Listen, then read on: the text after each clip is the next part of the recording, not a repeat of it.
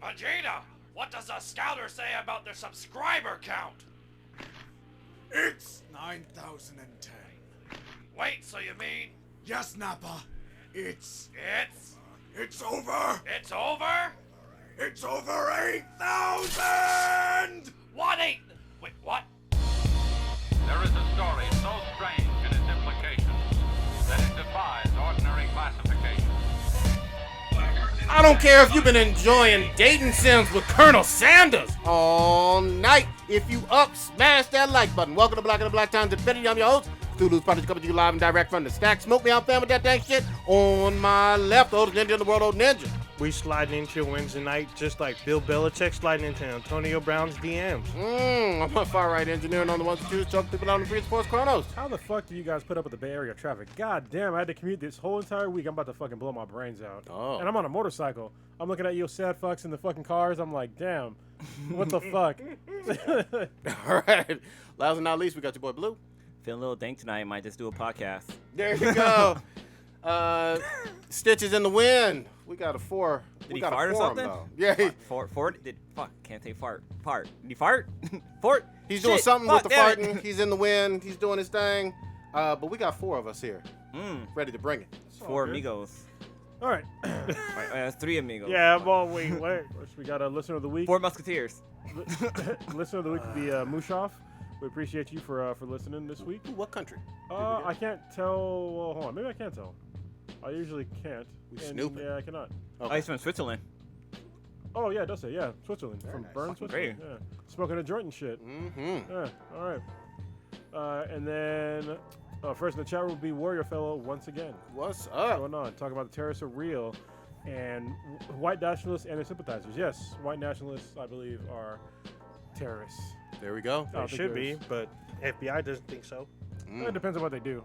So, You're doing some yeah. terrorist shit. I mean, we're seeing the slowly people shifting their opinion on, including the FBI and other lawmakers.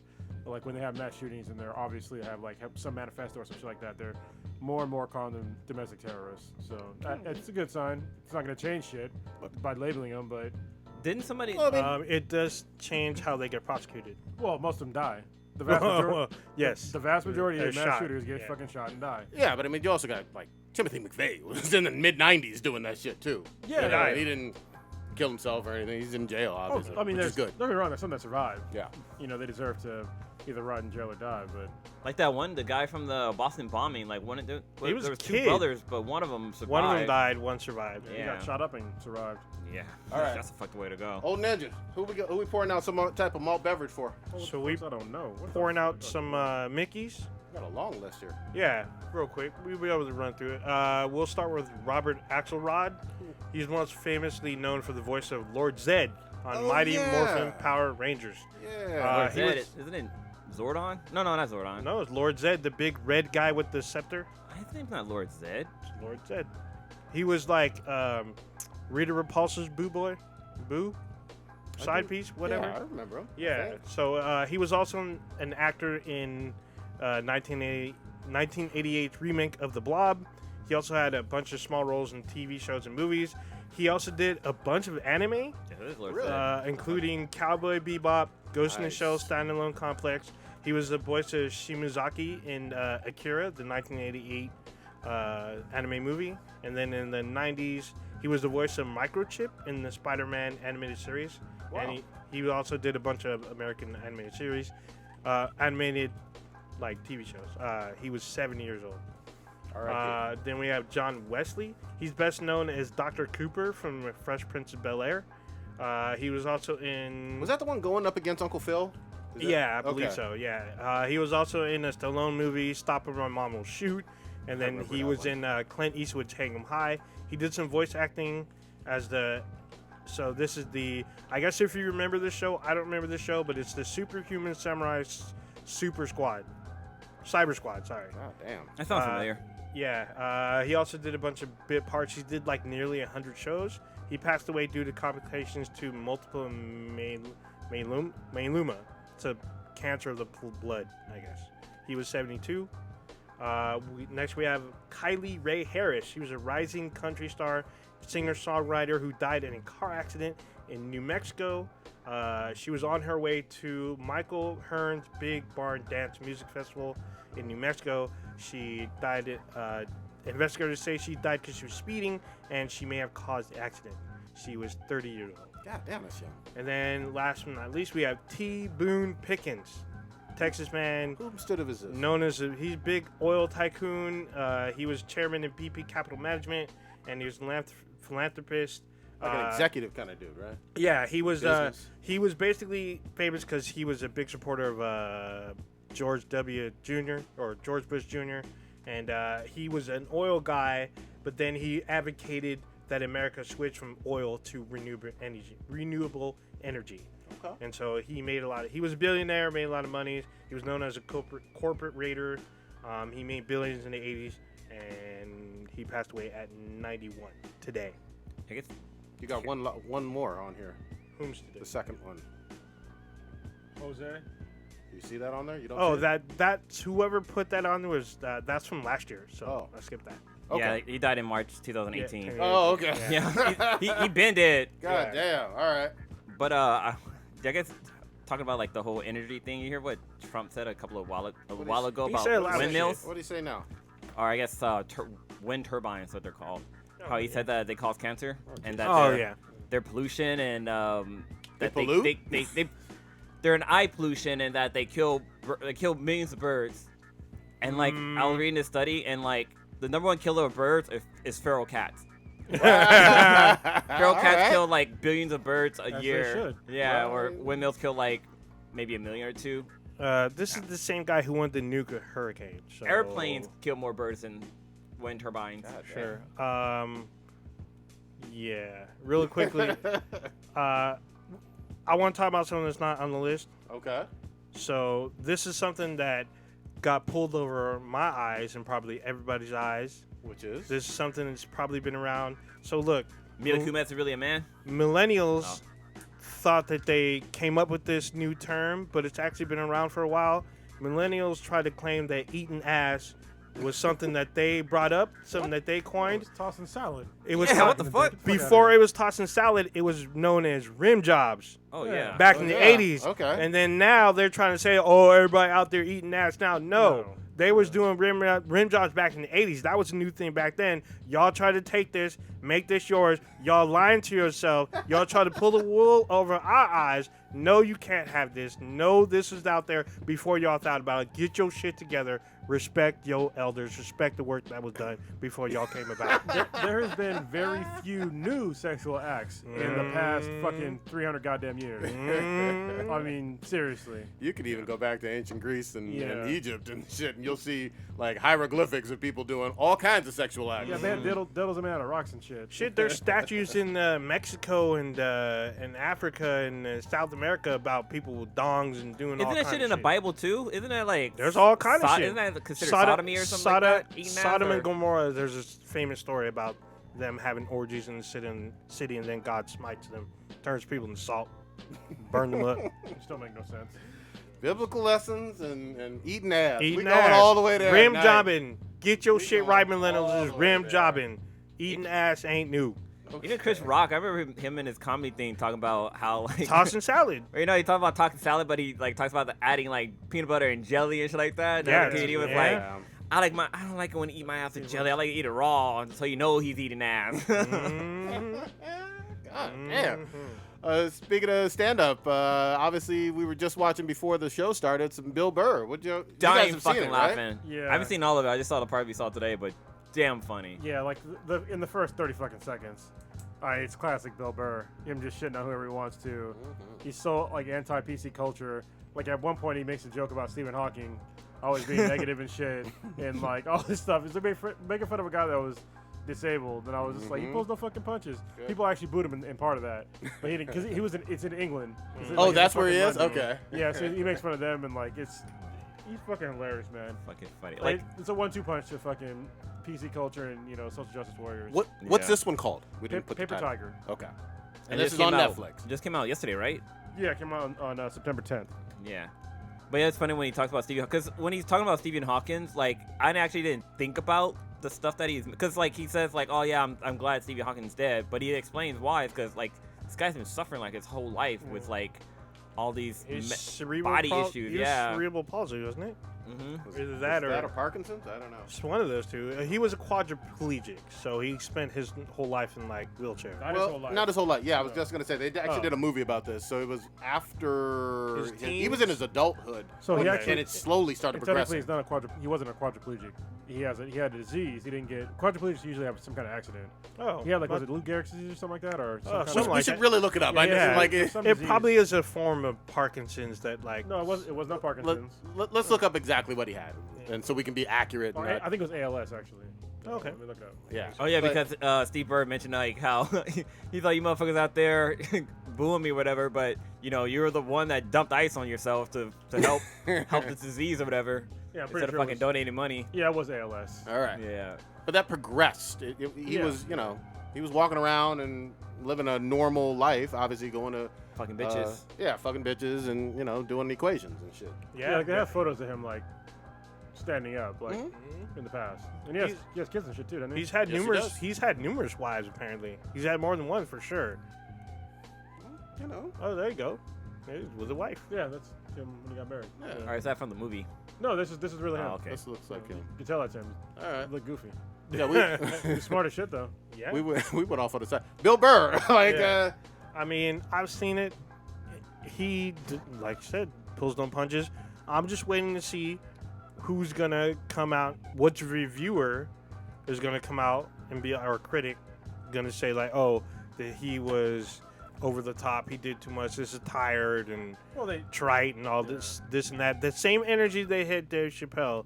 I have yet to see this with Bill Burr. So I'm waiting to see if that's gonna happen. So before we started the podcast, I looked up the Rotten Tomatoes. So I was waiting for the Rotten Tomatoes to drop because I'm like, are they gonna shit on Bill Burr the same way they shit on Dave? Because they both, did their same style of comedy. They didn't pull any fucking punches against anybody. And Bill Burr is sitting at 80%. which is great compared to what Yeah. Dave Chappelle was at 0 for at least a week, And like right now, I think he's like 23 or 33%. which is So, ridiculous for Sticks and Stones. Just Yeah, to be clear. and his comedy routine, like the Sticks and Stones with Dave Chappelle and Paper Tiger with Bill Burr, I don't think either one of those are like either they're exactly the same level of offensiveness, or they're at least the same level of offensiveness, at least the same.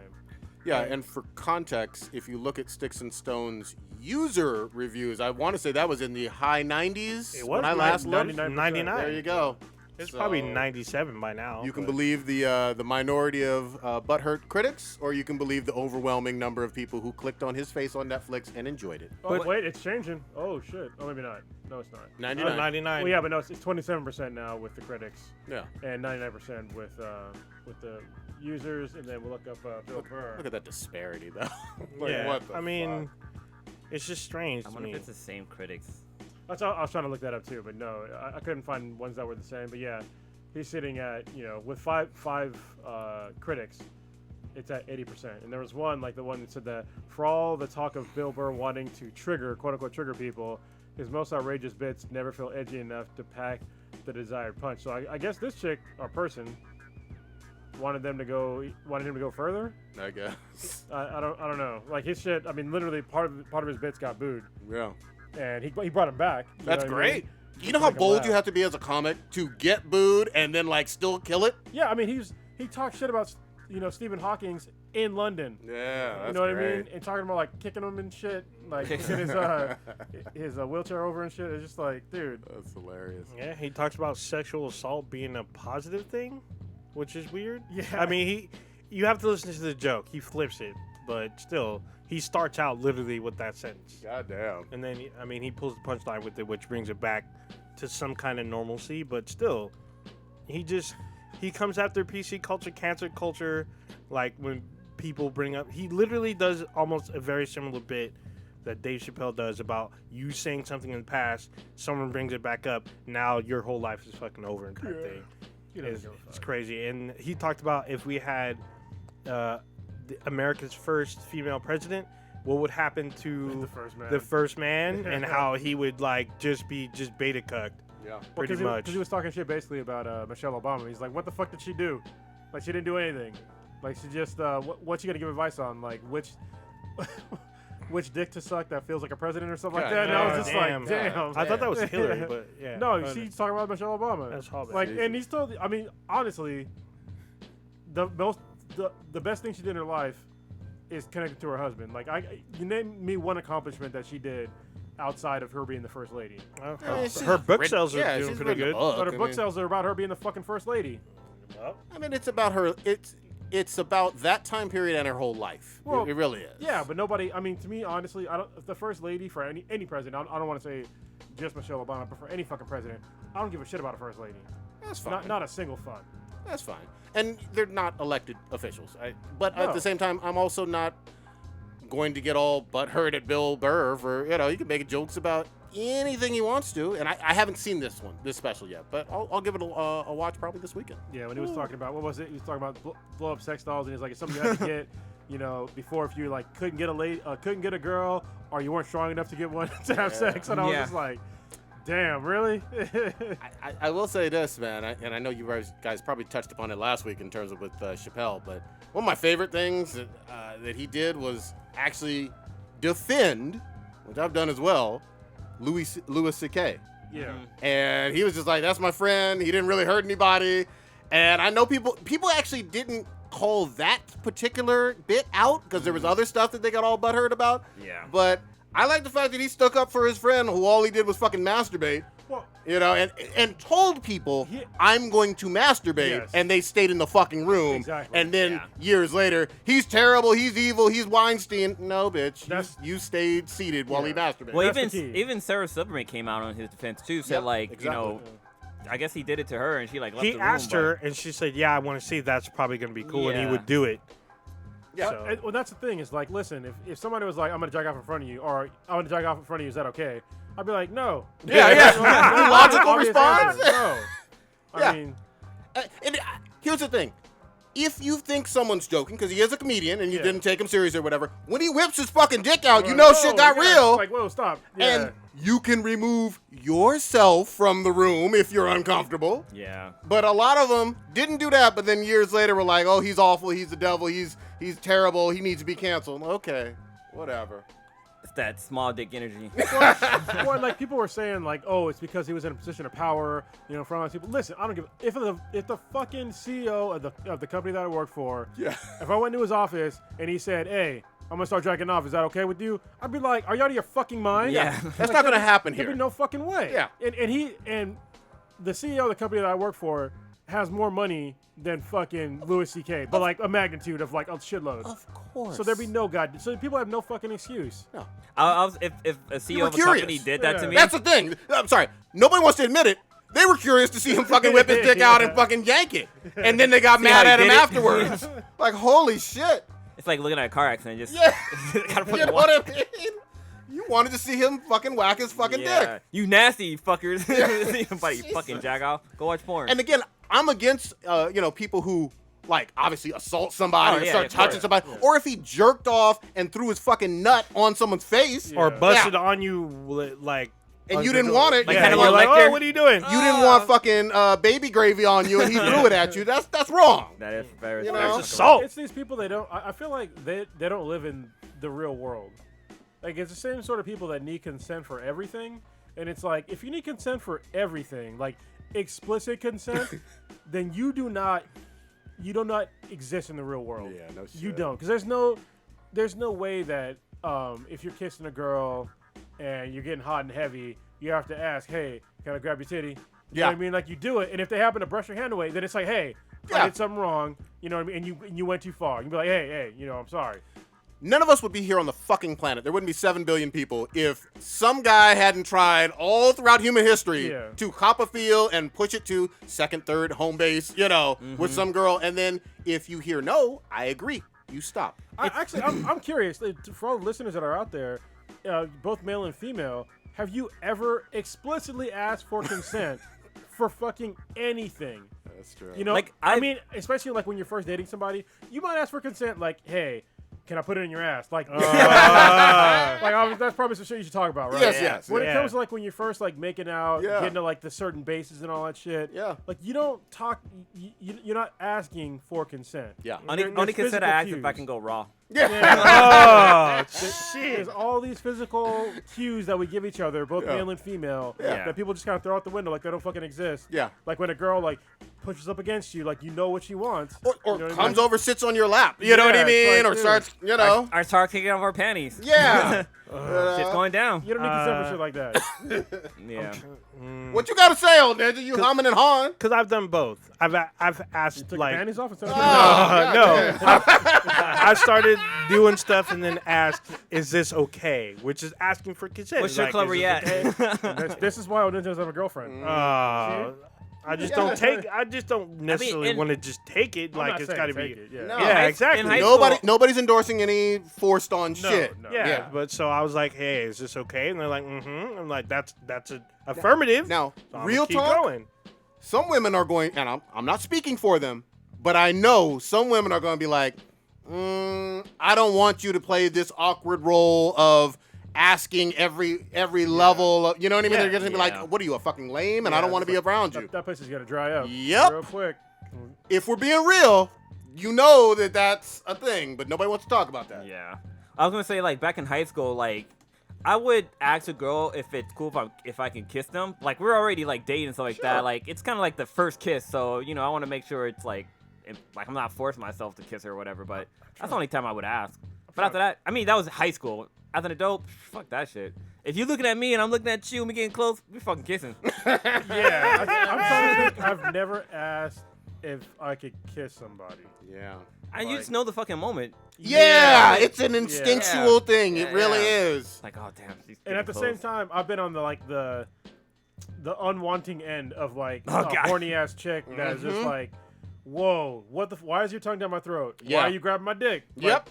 You know what I mean? Yep. But in that case, I just be like, hey, you know, I'm not feeling you. yeah, no. I'm not interested. Yeah, and it's okay. You know, she shot her shot. Yeah. And, you know, I'm not the fucking hottest dude on the planet, but at the same time, I'm like, listen, if I have to say no, then I will say no. Yeah. And I don't feel bad about it. I don't think she's like, as long as they stop, obviously. Yeah, no shit. I'm not gonna like slight them for it. You know what I No. mean? It's just like, hey, you shot your shot, and I'm not digging it. If you're a normal functioning person, you have experienced at least a dozen or half a dozen forms of rejection somewhere in your life. yes. You know what I mean? Where Yeah. you've made advances, someone said, you know what? You too ugly for me. You know what I mean? One way or another. Especially if you're a dude. Yeah. Like, you know, you're going to shoot your shot and you're going to miss 70%, you know, 50%, whatever it is, you know? 95. Yeah. So, and some women don't handle rejection too well, but No. you know, that's something else we don't talk Hey, about. some dude. Well, we all know the dudes don't because that's what hashtag #MeToo brought to the forefront. We know this, Yeah, but some. when women are rejected as well, they will try to emasculate you Yes. immensely. Ooh. Or We don't or talk about rumors, that. spread rumors and shit. Yeah. Like Yes. that, like that He one don't like chick- pussy. No, I No. don't like your pussy. What's the name of the Or- actress that you hate, Cronus? Or Oh, they'll Lena Dunham. Yeah, that, they'll like that straight bitch. up- How she like came out and said like some shit about the NBA or the football player. Oh, and he then- didn't Odell know. Beckham. And then she Yeah. basically fucking sexually assaulted Brad Pitt. Oh Yep. yeah, on the fucking red carpet, right? Yeah, and Yep. nobody said. I mean, some people said something, but like nobody's bringing up charges on her. No, it's if, not a big if deal. that was a man, can you imagine if like I'm trying to give somebody that's like a dude? Sophia Vergara. Yeah, or but I'm something. trying to think of like an unattractive dude. The guy who plays Gollum in Lord of the Andy Rings. Andy Serkis? Serkis? Yeah, exactly. He's kind of young now, though. Yeah. Okay. You gotta think. Yeah. You Jack gotta Black. wait. Jack Black. No, no, no. fine. Yeah. Jack Steve Black. Buscemi. Steve Buscemi. Yeah, Steve Steve Buscemi. Buscemi all of a sudden stuck his tongue down Sofia Vergara's throat. Mhm. Like there would be a fucking outrage. Oh, he'd be canceled. Yeah, He'd be Like, completely right away. But this fucking troll. yeah, Hefferilla does this to Brad Pitt, and we got a few people talking about, it, which is good. Yeah. But it's not not an enough, yeah. outrage. So what's funny is you're about to see Bill Burr. You're literally at that cusp of Bill Burr attacking this very topic. Okay, good. Exactly what you're talking But, about. I mean, every time I talk about this topic, I always have to give the obvious caveat because I know there's like a lot of dudes that listen to this, like, oh yeah, you're right, and there's chicks that are listening and are like, oh, I don't know. Okay, listen, I totally understand. Like, if I'm a man and a woman, especially me, I'm not a weak ass bitch. All right, I know how to handle myself.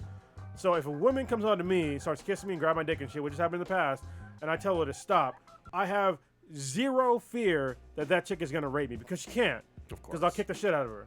You know what I mean? But women always, that fear is there because they don't know, you know, if that dude is fucking crazy. That's legit. You know, and that's a legit fear that, you know, most men, not all men, most men don't understand. That's why I carry a bat, man. Yeah. You get them 240-pound chicks. I completely agree. I'm only 150 now. I'm also gonna say this, and it's sometimes fair and sometimes not, but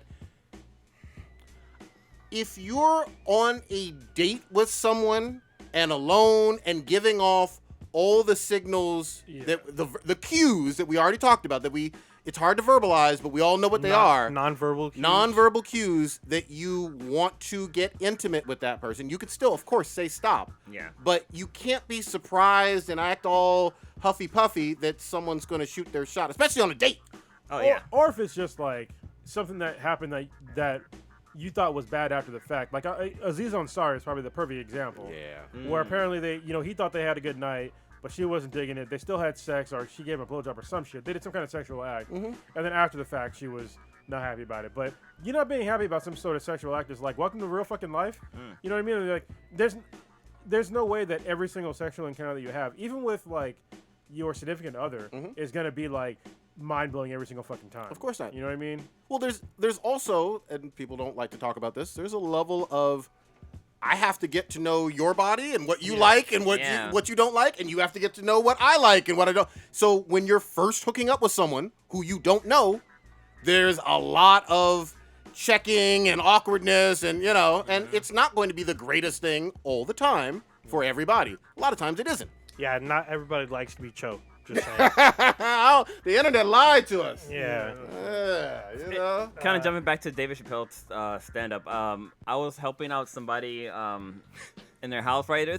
These were millennial girls, and Here they were. we go. And no, Hold on. So I'm not going to go into that details. But okay. so they were talking about the David Chappelle show, and it's funny because like they're like, yeah, the stuff he said was like really bad, and I felt hella bad, but I couldn't stop fucking laughing. And I think that's because a lot of this shit. I mean, there's parts where it's kind of like cringy. It's like, whoa, he went there, but you're fucking already dying laughing because what he says is just so goddamn funny. But I just thought, taking it from a millennial's point of view, a female millennial, like she thought it was offensive, but she still fucking laughed. Yeah. Which I thought was cool. Which is reflected in the user score. Yeah, exactly. I feel bad for millennials, honestly. I mean, Andrew Yang brought it up a while ago, but it's like this is one of the first generations to where you're not guaranteed. In previous generations, you had a higher percentage of making more money or being more successful than your parents, right? And this generation is like the first one to where I think it's dropping below 50%.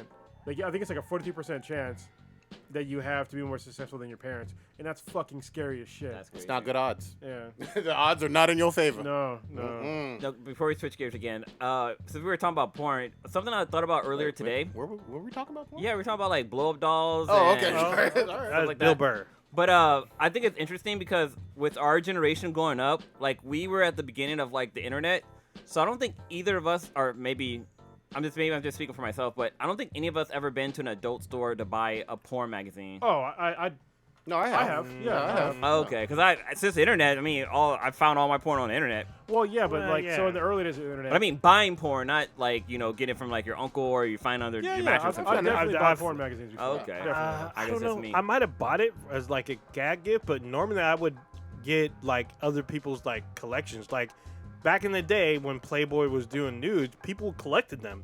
They were collector items. So some people would just give them away. That's how I would get mine. Well, the thing was, like in the 90s, the internet was fucking Slow sucked. as fuck. Like, forget about like getting videos. Just toss that shit out the fucking window. Yep. You had to download like just basically only pictures, and they took fucking forever. Like you would get zip files that would literally take you all fucking night to download. Yeah. You know what I mean? Today, like people are spoiled. Like I can watch a fucking, an hour-long video. I could download an hour-long video in like what 5-10 minutes. Maybe. High Yeah. def. Yeah. High def. Oh, yeah. Like, I can see in that bitch's soul. Yeah. It takes no time at all. Yeah, So, man. and you get shit streaming and stuff like that, so you don't have to like download it anymore. It's insane. Yeah, like I've never bought a porn magazine or like video. Well, lucky you. You God. gotta buy porn, man.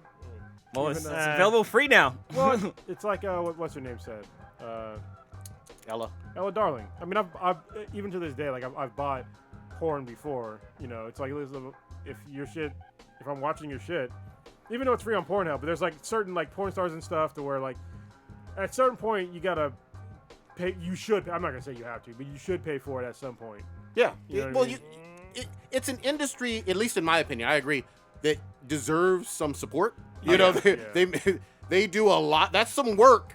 You know, sucking all them dicks and taking all that. And you're blowing loads to it. You know what I mean? So it's you like, know, well, support them. Eat folks. out that protein shakes and shit. Yeah, man. especially like after after we met Ella, like she's in the porn industry, Yep. you know, and like after talking to her, she's a normal fucking person, and that's like Yeah. her job. Well, it was her job, and that's how she paid her fucking bills. Yep. You know. And the other thing is, look, you don't want all the studios to go under. You know what I mean? Like, that's where even the leaked kind of free content comes from somebody making it, you know? Yeah, and like, so when me and K-Mac, when we went to what was the place called? The dungeon one? Dungeon. Yeah, Or Dungeon, but Oh, Kink? Kink.com. oh, I thought you went to the. Like, Kink.com. So they're not doing like, I guess the building is not going to be used for like porn making anymore. Mm-hmm. Like before that though, they went way above and beyond just like making porn. Like they supported like people. Like if you want to learn how to like do BSDM shit, you could go there and do your thing. And I didn't know this at all before I went there, but like most of the people that do like the shit at Kink.com, they're not real porn stars, right? Oh, they're just amateurs? What you do is like, say you want to make porn, all right? You fill out a sheet of paper and you tell them what you're willing to do, and like you can literally write out what you want the scene to do. Oh, wow. And you can get paid by doing that. They'll set up the scene for you, everything you want, and you go there and you do your thing, and depending on the views and stuff like that, they'll pay you for that. Holy shit. Yeah, so like if you wanted to go and like do some crazy shit that obviously you couldn't find anybody to do it for you, they'll find somebody for you that'll do it for you that's clean. Nice. You know what I mean? They have porn stars too that are there that'll like do whatever you wanted. So This was in SF, too.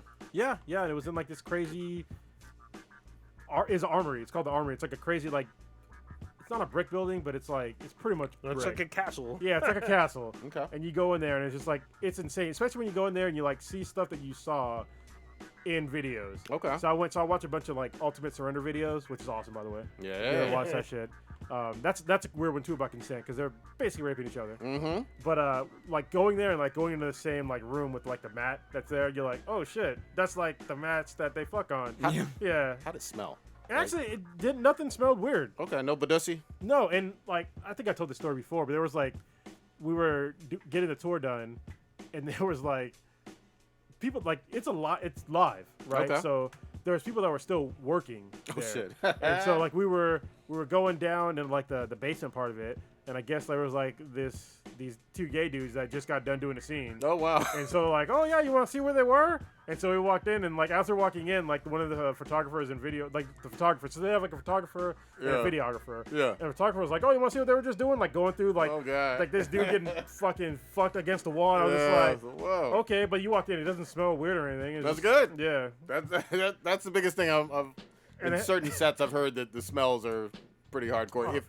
Not here, but other Yeah. places. No, I mean that place seemed very clean. Like when they were setting up for a scene in like one of them, and they had like literally a cart full of brand new fucking toys and shit, like Good. fucking everything. I was like, holy shit. Yeah, right out the seal, right? Yeah. Good. Dude, it's in 2018, Yahoo Finance had, so they have two numbers for how much the porn industry makes. On the low end, it's about $6 million, and they kind of rank it. So You must mean Billion. billion, right? sorry, Okay. $6 billion. The NBA does 7.4 billion. Hollywood does about 11 billion. Wow. Netflix does about 11.7 billion. NFL does about 14 billion. But the porn on the mid estimate is at 15 million. 15 billion. Billion, sorry. Damn, fuck. But they say that porn, like what did it say? Pornhub apparently estimated that they made 28.5 billion last year. Yeah. Yeah, I wouldn't doubt it. And the thing is, I mean, it's amazing to me because so I'm a nerd. I'm a data storage guy. Their data storage needs and like the way that how they stay up constantly it's amazing. They must have exabytes worth of storage. You know what I'm gonna say, and at some point we need to do a cast or go into some of this history, but the untold side of porn's influence on tech always gets unsaid. Like people act like, now government obviously had a huge role, but the other role in terms of pushing technology forward, porn has affected all that we enjoy about the internet, even if you're not watching porn. porn legit killed 2 mediums in our lifetime. Yep. It killed Betamax and it killed HD DVD. Yep. It killed them both. Yep. Yeah, I wish that it'd be nice to like if I can go to kink.com and do like an interview with like some of like if we could do it like if we do an interview with, like some of their IT staff or just and some of their like performers and stuff like that, and just like talk about it. Like I really want to understand like what their tech needs are. So for me, like the vast majority of data storage on the internet, it's eaten up by porn. And I've worked in data storage for a long time, and I've never seen a single gig working for a porn industry. Oh wow. And I'm like, because I'd have been all over it. You know what I mean? Like, oh, let me copy this and this little hidden encrypted files. Yeah, encrypted folder. Yeah, I used to work for the #1 storage manufacturer in the world, and I traveled around installing data storage for years, and not one of those were for porn. The only caveat was one time when I was in Miami, I was working what's called a colo location. A colo is basically a co-location where a bunch of companies, they have all of their various servers and storage in the same location. They just rent out what's called like cage space. Okay. And it was weird because it was the first place where they had really tall racks. Okay. So racks Of servers? Yeah, racks where you put servers and storage and like all kind of various equipment in. But it was either 14 or 22 foot tall racks. Jesus. And that's like usually they're like 7 to 8 feet tall. Yeah. And so like it was the first time where I saw like an actual like lift for stuff, because usually like when I was doing it, we just did it by hand, right? And it's just heavy, but I mean, You could do it. I can do it. But this is the one where you needed a lift to bring it up. And in that same location, I actually saw like one of the, I forget the porn company, but they had like all their stuff like blocked off. Like their shit was literally like in a like cage with locks on it. I was like, holy shit. Everybody else's shit, they were just like out there. Open, yeah. It was in the open, but it's in a secure location, but it was still in the open. I was like, dude, they were not fucking around. But if I could work for, do data storage for a porn industry and they pay me like, what I'm getting paid now or more, and I can work the same hours. Hell yeah. I would fucking do it in a heartbeat. yeah. For sure. So We went deep on porn. we did. I got something kind of almost related. What's going on with your boy from New York undercover, Malik Yoba? So I just saw a quote. Is he in the foodies now, or what's going on here? Yeah. So yeah, go ahead. I saw this source. this up. This looks like a blog post. So Post. it looks like he's gone on radio doing quotes saying, again, if the articles are to be believed, saying, he says that he's straight, but he's into women who have penises. Let's just say that. So some Dwight Howard shit where everyone thought that he was dating a transgender woman, but then he married a woman. Well, but Dwight never came out like forcefully actually Exactly. quoting. Malik is quoting this. The thing that's odd to me is I thought he had come out saying that he's Oh, it's more than one location. All right, so seems legit, right? The source has it up too. Yeah. Malik Yoba says he is heterosexual, trans attracted, and calls people out who shame Mr. C, Eddie Murphy, and Teddy Pendergrass. See, And it's on the Breakfast Club. Okay, that's a legit interview Let then. me see how long it is to see if we can. so this Oh, says no, this is the whole thing. addresses Holy shit, trans sounds like a issues with month. Malik. This one says he wanted to support an upcoming transgender march, and then accusations followed. Oh, they changed the alphabet again. So now it's LGBTGIA. More little people. Whoa. What is? I'm not What? gonna More ask. little people. Stop changing it. I'm not even gonna ask. It's never gonna catch on. Yeah, no shit. What's that now? Like 23% of the. Like Chappelle was Yeah. that. damn, This made my head explode in terms. I didn't even read the whole thing, and I certainly haven't listened to the whole article. But what do you guys think? I don't really give a shit. If he wants to fuck somebody, that he can fuck whoever he wants. Of course. And he was actually bringing up a point. I think that what the other article might not have mentioned, where he's talking about how like people are like shaming, other, especially black men for, fucking trans people, so or being attracted to trans people. So I'm like, Yeah, no, I hear you. I think maybe it was just from the headline because I haven't heard the whole interview. yeah. But the headline was an eye catcher because it was just like, oh, he's still saying that he's straight, and I'm like, oh, okay. I don't know anything about Teddy Pendergrass, or I obviously heard that back in the '90s stuff with Eddie Murphy and the transgender person on Hollywood Boulevard or whatever. See, I'm looking at like a quote, I guess, from one of the shows where he said this is in response to the young man who in Philly was dating a trans woman, said he didn't care because he's a rapper, and there's video of him being attacked. And then Malik Yoba... Is this recent? Yeah, this is like a couple weeks ago. Okay. So then Malik Yoba commented on this, saying if he could take the place of that young man, he could. Yeah. But then, like, people automatically attach that he's attracted to trans women because he would take place. So you're saying it sounds like he's misquoted? Yeah, Yes. let me actually quote. He said, Okay. because Charlemagne the God, he said, is this considered coming out? Malik Yoba says, it's called stepping the fuck up. There are a lot of black men, and I ain't going to blow nobody up, but we all know who they are, that are in situations where they are friends and sometimes lover and sometimes murderers of trans women. So he's talking about something that the headlines are like kind of misleading. Yeah, I mean, hopefully, I haven't heard the whole thing, but hopefully nobody's supporting the murdering of people just for being trans. Well, he's just saying that there's like a problem with like shit like that people are just kind of like, they're not really addressing. He's just bringing it up. Okay. And he says that Yoba identifies as cis. I hate that fucking shit. Cis heterosexual, but he's heterosexual. But he says a man that loves women and trans women. What does cis mean? I hate that term, cis. It's kind of stupid. Trying to figure out what this LGBTQIA The new letters? mean. Holy shit. No, There's you're two going Gs to go now. down a rabbit hole, Blue. There's You gonna 2 go down G's a in it rabbit now? Yeah, what the hell? LBGTQG?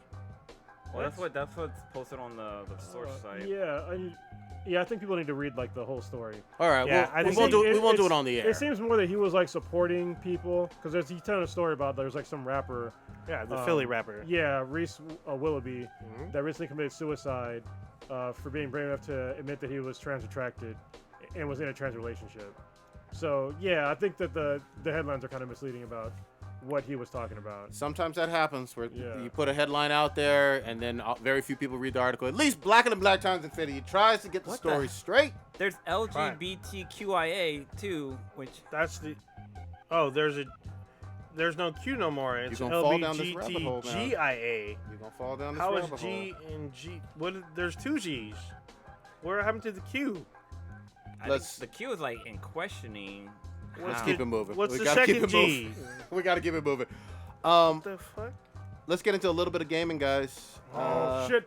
This is the greatest. This is gonna be a good gaming week. Woo, What boy. do you want to start with? There's already Gears 5 and Well, and Borderlands 3 is about to drop tomorrow. Well, let's lead up to one that has like the least amount of information. Not the least.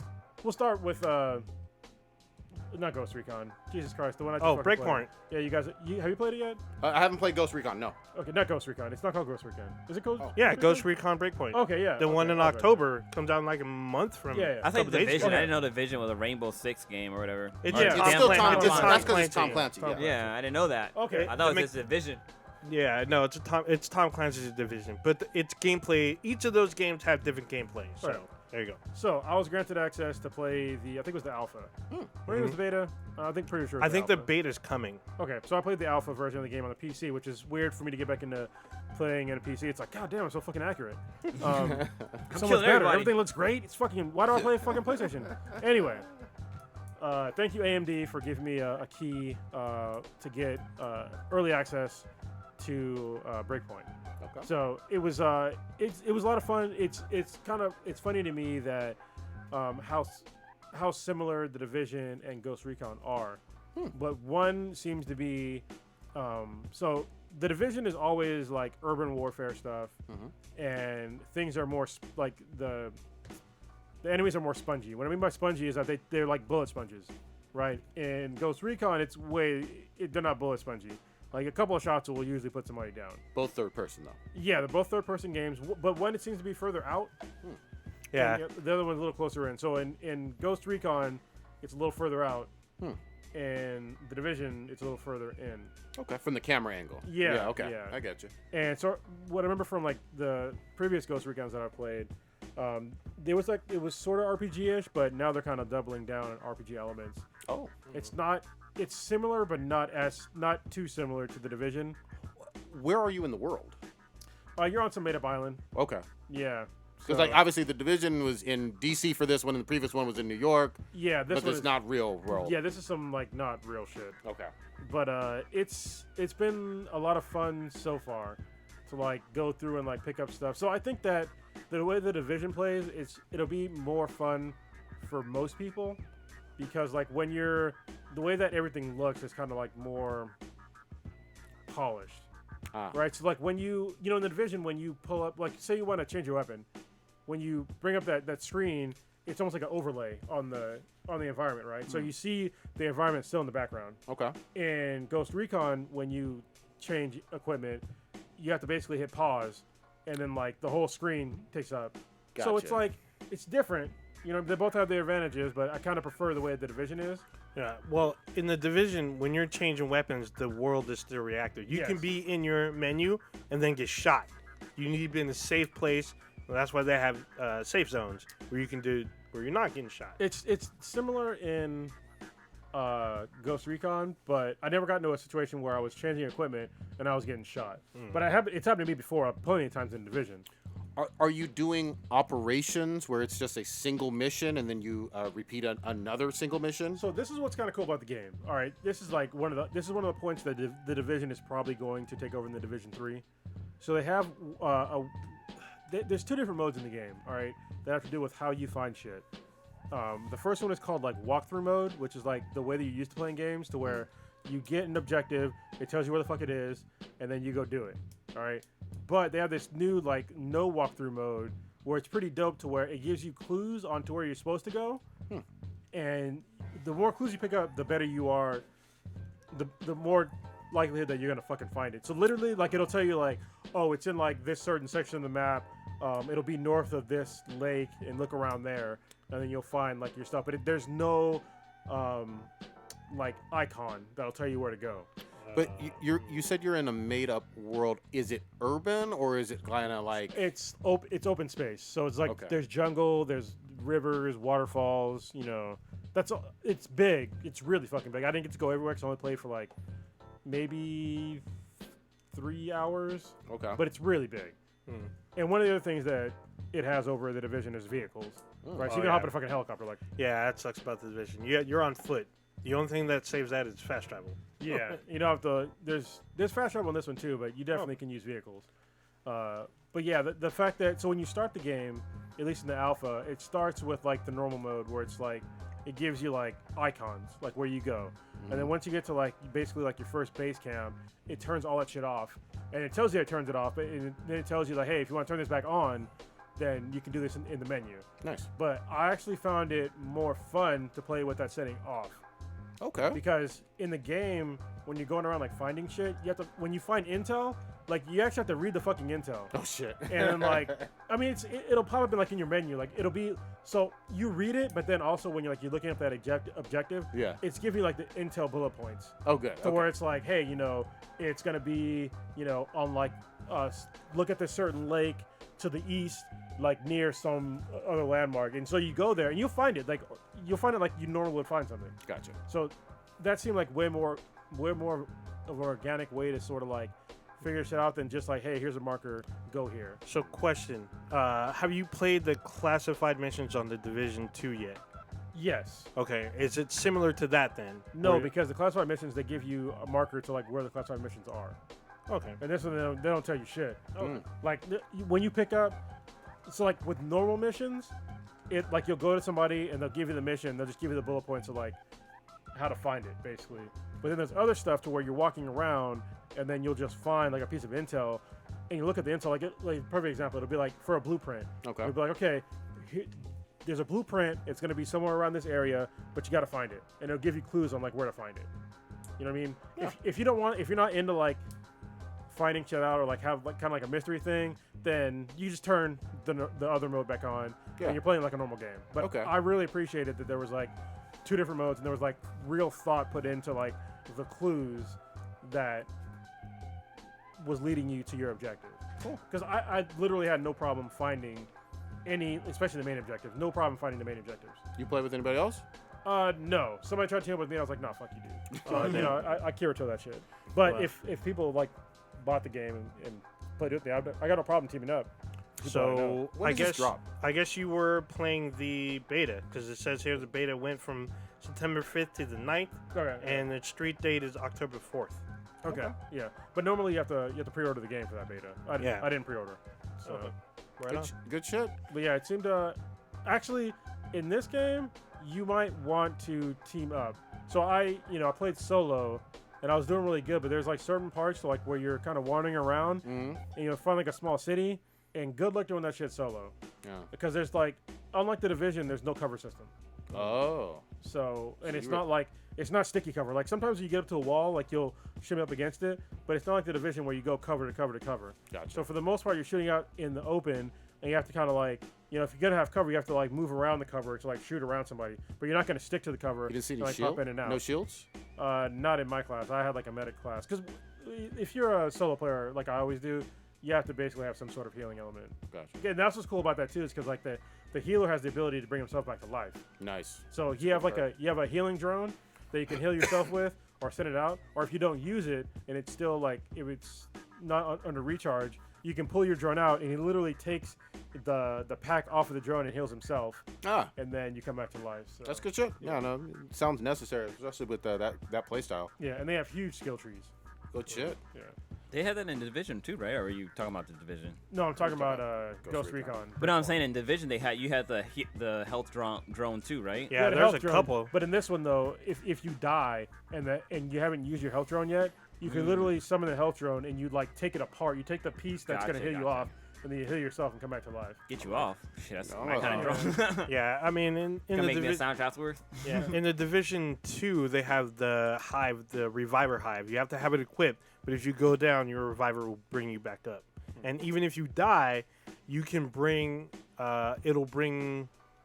I've had it bring other players back. So if they're completely out, where they're down, instead of them respawning, I just throw it on them. Sorry. It takes longer, but they can get back in the game. Yeah, and this one, if you die, like you can just use it and at any point, like it'll tell you like, hey, press this button to revive yourself.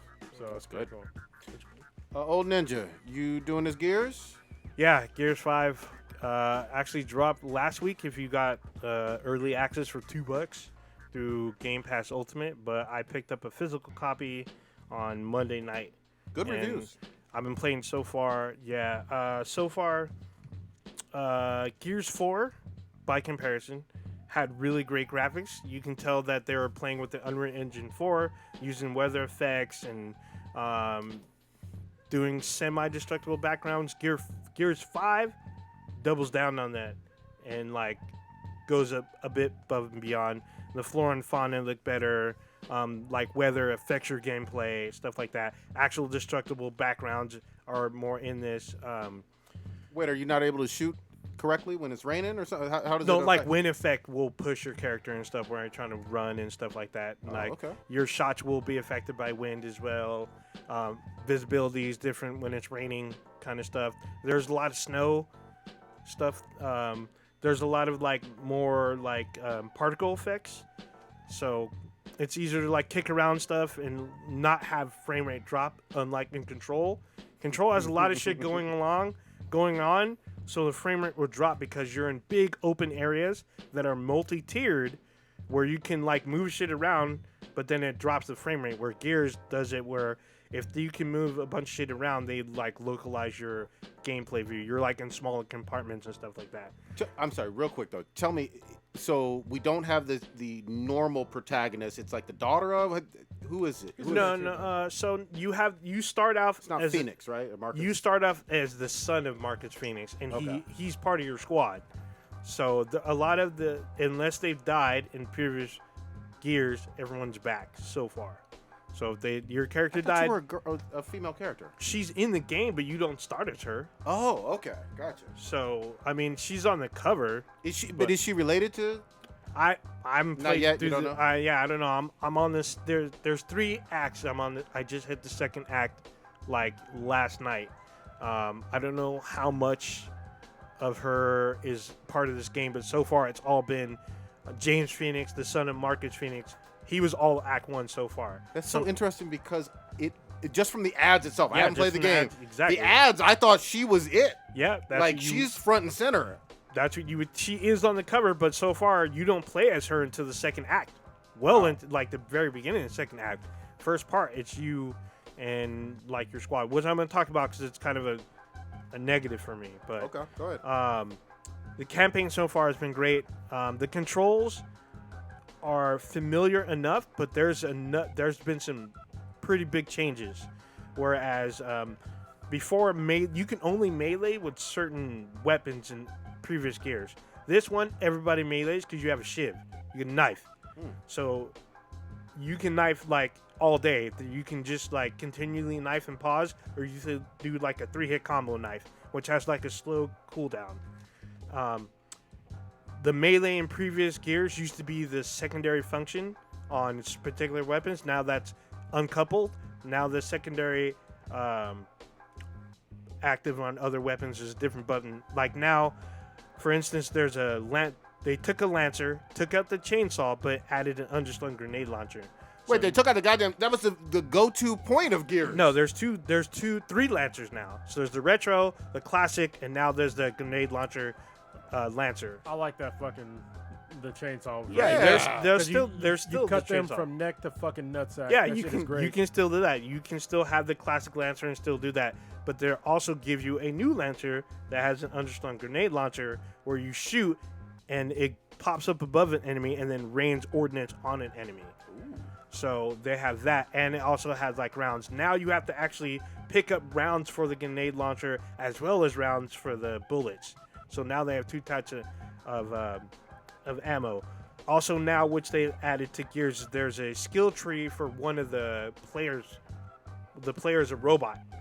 So you have I a saw skill that. tree That's for the really dope. robot. You can upgrade its skills. You can have, I think, max 3 that you can use. You can do defensive. You can do offensive type skills on the robot.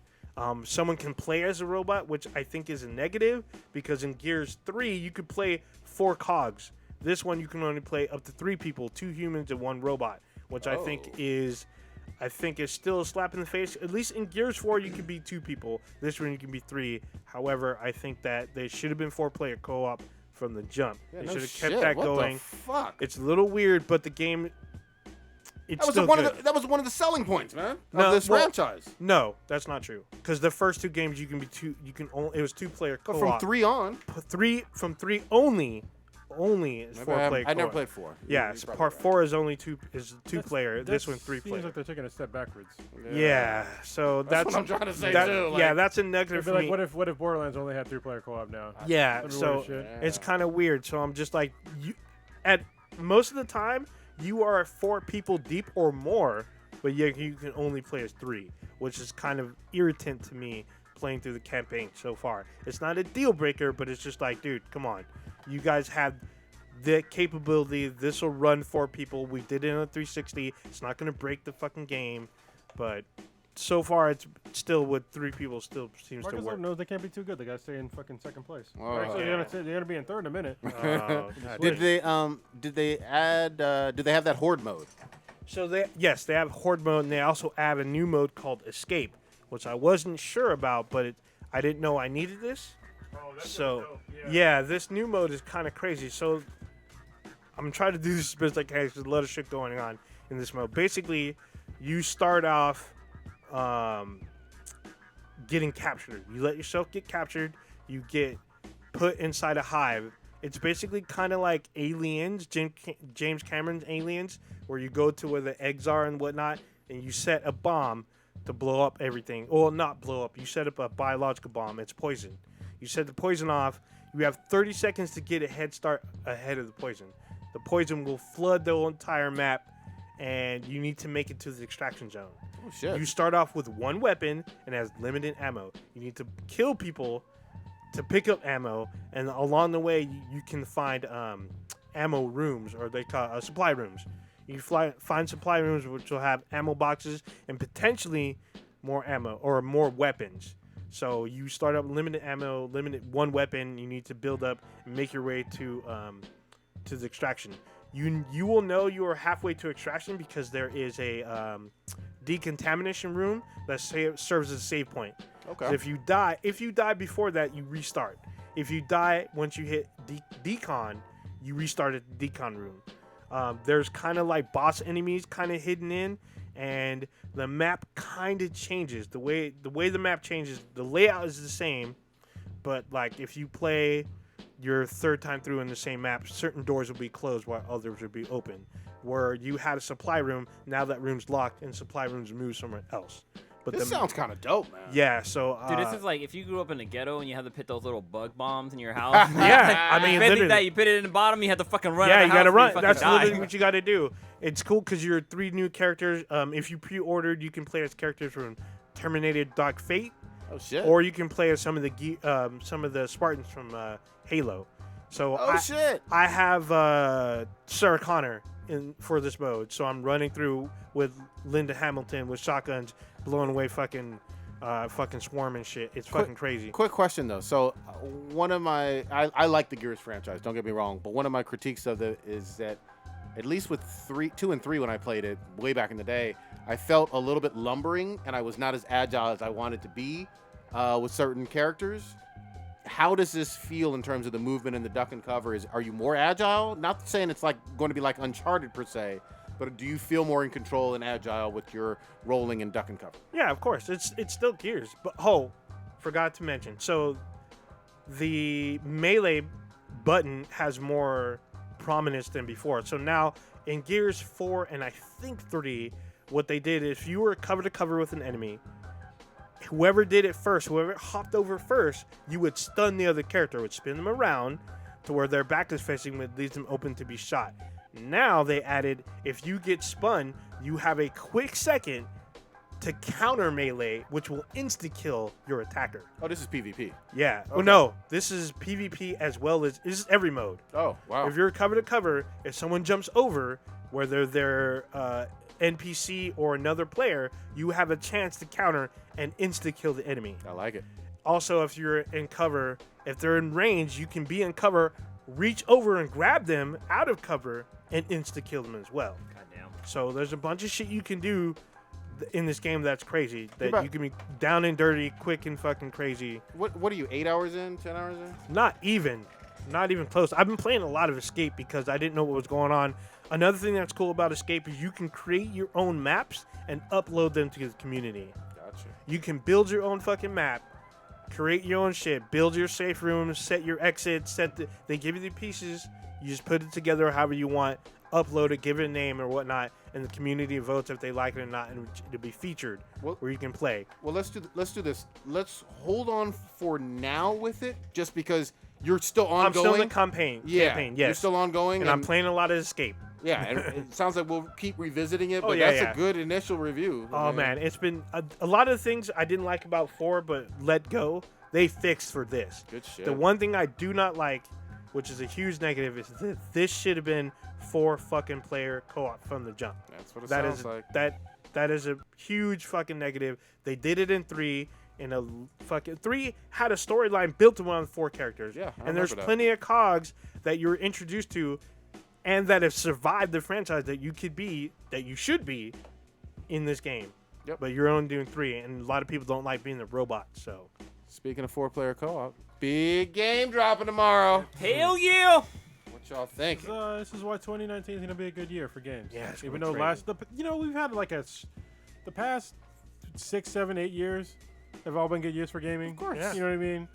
Gaming is always in good hands. There's been some down ones. There's been But some lately, of late. of late, yeah. Yeah. Last Vigilante 5 was years for horrible. sure. All right, so what are we talking about, gentlemen? Borderlands 3. Yeah. This is 3 Amigos.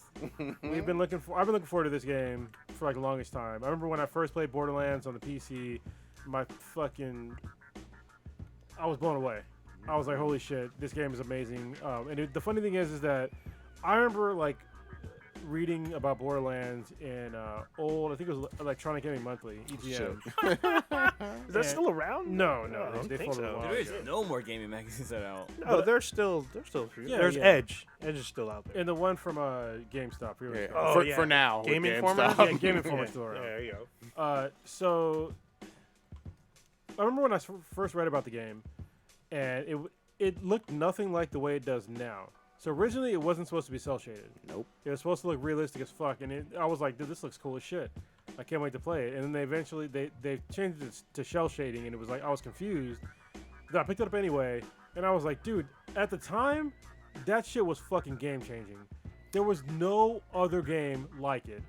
They took great shooting, like Call of Duty Halo level almost at the time, and combined it with Diablo looting. You know? Yeah. And that's hard to do. Yeah, and it was funny. It was Yeah. funny. Like I haven't seen a game that legit funny since like Duke Nukem. Yeah. You know what I mean? Like it didn't take the game too seriously. You know, it was silly as shit. That's one of the things I've felt has almost been missing with a lot of modern games who are great. Like, for example, not to get off track too much, but I'm working my way back through Red Dead Redemption 2, but it took a while to get back into it only because It's serious. it's like a sim in terms it's a cowboy sim in terms of Yep. its seriousness level, you know, whereas the GTA franchise and the Saints Rows and some of those, the wackiness. Yeah, Saints Row, especially like the Saints Row the Third. That game was it was so fucking silly. Like the giant purple dildo bat, that shit was so silly. I was just like, dude, I couldn't stop laughing. And it was like, so powerful. Yeah, it It was was. actually a legit weapon you wanted to use. You could blow up a tank with that fucking bat. I was just like, dude, why is this possible? But with Borderlands, you had like Tiny Tina doing her great voice impression. I think Yeah. that's Ashley Burke, I believe. Yeah. You know, you have Skeeter and all the mechanic people. Catch, you know, catch a ride. Catch a ride. Yeah, that fat chick. What was her name? Big Oh. something. Oh, Yeah. Big, but it's not Big Bertha. It's Nah, Big nah. Martha or some shit Something. like that. No, but Big don't forget somebody. Moxie and her Yeah, sexy ass Moxie, making yeah. sexual innuendos. You know, Wasn't there also a gun that actually made a sound and went pew pew pew? I think so. probably. They had so many fucking different kind of weapons in that No. game, which was crazy. This is what it was. They had this really fucking annoying gun that would basically scream when you shot it. That's what it Yeah. was. It yes. was super OP, but when you carried it, you walked slow as fuck. Yep. Yeah. But when you shot it, it was like ah. Yeah, that's what it It was. was so fucking powerful. He said it was the most annoying gun in existence, like the disclaimer. But when you shot it, it was fine. But when you walked around, you moved so fucking slow. Here's what sold me on Borderlands. Even though I love Borderlands 1, Chronos got me into it.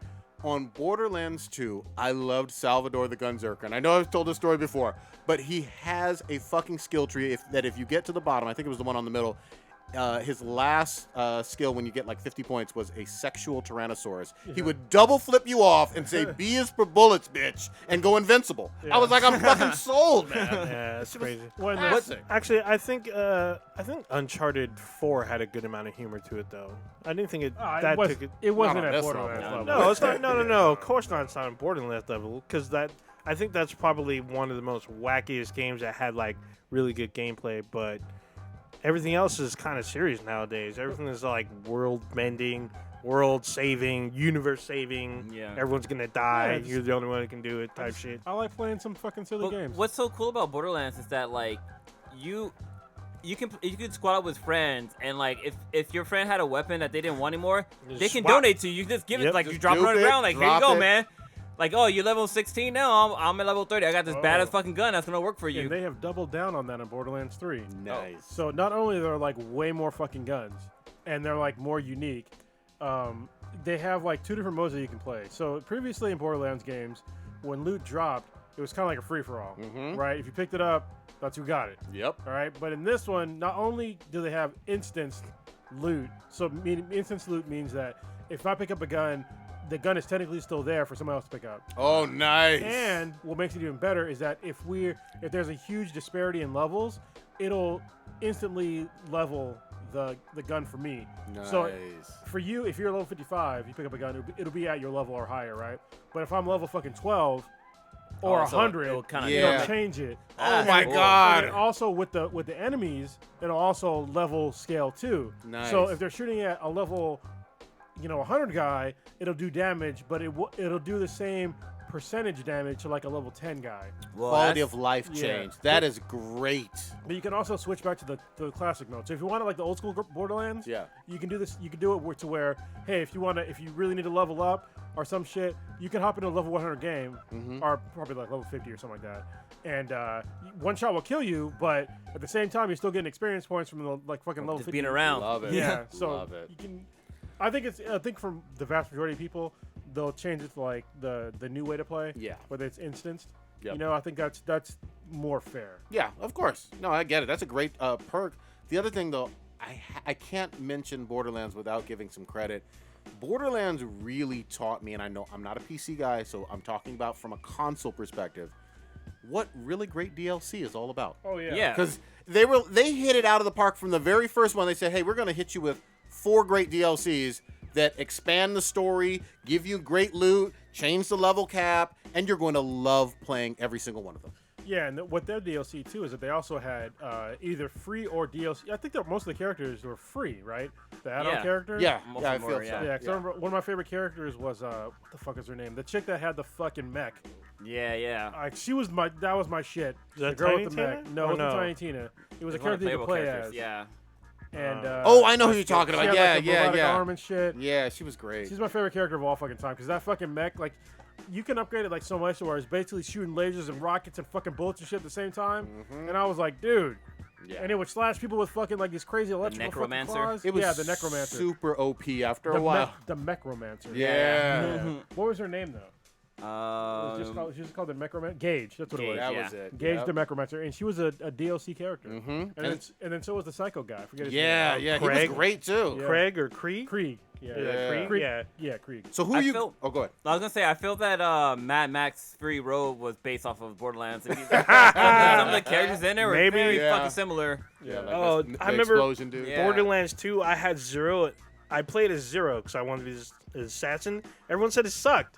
I was like, what the fuck? I was stuck with it because I played the game. Everyone wanted to be Siren, though, because apparently Siren's always like... Sirens are good. Yeah, they're They are always... good. I thought they were OP, but I was like, well, I want to be assassin. I want to Well, have these here's the fucking thing. perks. It all depends on your guns, your play style, and then what your skill tree is actually going for. Yeah. You know what I mean? Well, and that's kind of that's one of the genius parts about this. So there's very few first-person shooters to where, excuse me, I'm sorry, to where there's like separate, not only classes but actually like characters. You know what I mean? So like, I mean, the Division they have different classes, but the characters You create your own, yeah. you create your own shit. You know, like there's no actual like personality to your character. Yep. But in Borderlands, there's actually personalities Exactly. to the characters and like specific perks. So like when I usually play as like the soldier characters, and so they had perks with like assault rifles and shit like that, and that worked great for my playstyle. And they had like the turrets and shit like that. So you have to like really research the character that you want to play before you start the game. Like really look at their skill trees. You know what I mean? And Yep. see and like look down like further down and see like what you want to eventually get to. If you don't do that, and you just start playing the game and just pick the one that looks the best, Yeah. you might have a real shitty time playing the game. Exactly. And the other thing, just I don't know if this is going to be in this game, but I highly think it's highly probable that it will be. Your bullets matter. You know, and the Yes. type of gun, like slag What if that and wasn't too? acid and electricity and Yeah. fire. Yeah. Depending on the type of enemy you're trying to kill, Yes. you need to pay fucking attention. Yeah, you sure do. So, Because you might use a weapon that will fucking heal them. yeah, well, yeah, you really Which could. I fucking messed up a few times. Like I threw a fucking grenade and all of a sudden dude's health is back at 100%. I'm like, fuck. Yep. And like really understanding, like I think this is the first time you experienced this, is like really paying attention to like the gear that it's not just the guns, but the actual gear. Yep. So like there's certain shields that you're gonna want to have depending on like how your playstyle is. Same thing with grenade modifiers and shit like that. So you might have there's grenades in the game that where you throw the fucking grenade, it'll vampire their fucking life and give it back to you. Exactly. But maybe not everybody likes it. Maybe you Yeah. just want some shit that fucking just blows up a lot. Yeah. You know? Well, and then you can add, depending on your playstyle, so many great, almost like modifier things, because there was one perk where it made the damage I was dealing speed up the reload for certain Oh, weapons. yeah, yeah. And so, you know, and then I had like some infinity pistols, so it got Yeah. even worse in terms Yeah. of like the damage it was dealing out, plus the elemental damage on top of that. So there were multipliers. If you think about your playstyle very intensely, you can come out on fucking top, man. Yeah, and it's different. Like, so me and Prodigy are probably like Polar not opposites. the exact opposite. We were pretty close to the exact opposite. Yeah. As far as like how we play games, and but we both have a lot of fun but we play as different characters. Exactly. But we're both pretty fucking effective at playing these games. You know, like his shit is like he needs to go in and like just blow everything up. Like he'll just bull rush shit. Yes. And in the game you could do that, but only as a certain character. Yeah. Yeah. Like you can't Leroy Jenkins with like Zero. In, No. like, Borderlands 2. Fuck like no. you can't do that at No. all. But you can do it as a Gunzerker. Yeah. Yeah. Gunzerker could do it because he could dual wield and he could go invincible for a short period of time. So I think Borderlands 2 is probably the only game where I played it like at least 3 times just to play as different characters. Yeah. Borderlands 1, everyone had minimum 2 characters in the first one. Borderlands 2, I felt like there was so much shit that they kept giving me that I never finished the fucking game. Oh shit. There was so much shit. Well, I played I played maybe 20% of that game. And they had a really cool like New Game Plus system. Yes. And they're bringing it back, and they're making. So the cool thing about New Game Plus in Borderlands 2, which they're also doing in Borderlands 3, is that not only was there like New Game Plus where you started with the shit that you had, but there was like a whole new like perk system that was on like the side, to where like if you did certain things, like you would have certain characteristics that would like level up like way faster. Like you would do like more elite damage if you did certain things, and you could spend the points however the fuck you wanted. So yeah, and there are challenges and Easter eggs and all these little things too. There's great world building and lore in this franchise. I hope they actually even bring some stuff in from. They had a terrific Telltale game based on Borderlands. they said that's gonna be in there. And they need to bring in some of those characters and lore. I wonder if they'll have if they'll take little things from Fortnite. Like take a little element from Fortnite, like have some kind of gameplay mode where it's online. Nuts. I played. I was really watching my son play it. Fortnite the other weekend, and like that Pandora area of the map is legit. So I'm glad. Hopefully there's going to be some good synergy between them and Fortnite. You know. So have you seen like what's new as far as gameplay goes? I've seen bits and short pieces of it. Okay. So for the listeners, or maybe the rest of you, I've researched like the new things so far. I haven't like extensively researched this, but I researched a lot of it. So things that are new from in difference are that the other games didn't have. So the movements are like way more streamlined. Like when I was watching them play, it looked like it was, first of all, it was faster gameplay. Good. And then you're way more mobile. So you can slide now. When you're running and you crouch, you can slide and still shoot. And some of the, depending on the gun or perks that you have, there's things that will happen if you slide. Like I saw somebody do some slide shit, and fucking saw blades came out of like their feet and just started attacking, along with bullets. I was like, holy shit. What the fuck? Some of the environments are destructible, so if somebody's hiding behind cover, you can destruct that environment. Oh shit. There's a couple other things too. Fuck, I can't remember now. But there's a few like fixes. Oh, there's a whole new gun manufacturer. Oh. It's the what is it called? The something of the vault. Well, anyway, it's a gun type to where you don't need to reload, but it can overheat. Okay. So you have to like, I remember like some guy was shooting and overheated. And he took out another squirt gun and was like squirting the gun, cool it down and shit. That's you hilarious. know, was it T-door weapons? Yeah. So T-door weapons, some of them, if you throw them, they like grow legs and shoot like a turret and shit. I've seen that. Yeah, Or, other like, ones chase after you people. can throw in the sky. And it's like a little drone that'll attack. Fuck. The Hyperion weapons, they, especially the shotguns, they throw up like a little shield in front of it when you aim down the sights. So it gives you extra protection. Yeah, and the Jacob's weapons have most of the weapons have alternate fires. Yeah. And the Jacob's weapons especially have alternate fire weapons. So like they were showing a perfect example was like, it was like a Gatling gun at first, and the alternate fire was it would switch the whole weapon over to like a grenade launcher. So I'm like, dude, it's kind of like you don't really customize shit however you want. And almost everybody's saying that the guns in this one, they all seem really fucking unique. Nice. You know, in the other games they had guns that are like really similar, but in this one they seem like really unique. I'm glad, You know, man. so. I cannot wait, dude. I'll never forget, like when I had my light bulb moment. I can't remember what planet I was on in Borderlands 2, but just shooting up against a whole bunch of robots and whatnot. I was like, wait a minute. If I use the acidic weapons, I could take these guys out. Yeah. So fucking quickly. You know what I mean? And then it just. After that, I was like, okay, if I pay attention, this game is going to be easy and fun. More fun. Yeah, there's a new elemental type, too. I forget what the fuck it was, though. It wasn't corrosive. It was like... I can't fucking remember. But there's definitely a new elemental type. Fucking It's radioactive, I think. Radio. Oh, shit. Yeah. Yeah, I'm like looking at these characters and I'm like, who the fuck am I supposed to start with? Well, yeah, I Like, was gonna what say, the do you fuck? guys know who you're gonna choose? No, I have no idea. I I mean, have no the clue. the Probably the beast chick with the magical arms and shit. the Amara. Beastmaster sounds cool. Flack, he sounds kind of cool. Yeah, I was gonna be either Fleck or Zane. I have to like go down the skill trees to see, but it's either Fleck or Zane. I'm going. I think you pronounce it Mose. Yeah, Mose. Yeah, the gunner. The gunner. Yeah, I'm gonna go with Amara, the siren. Nice. Cause you got the fucking 8-arm thing going. I'm pretty sure Or she's 6 Indian arms. too, which is pretty cool. Yeah, absolutely. So The Mose- Beastmaster sounds kind of cool.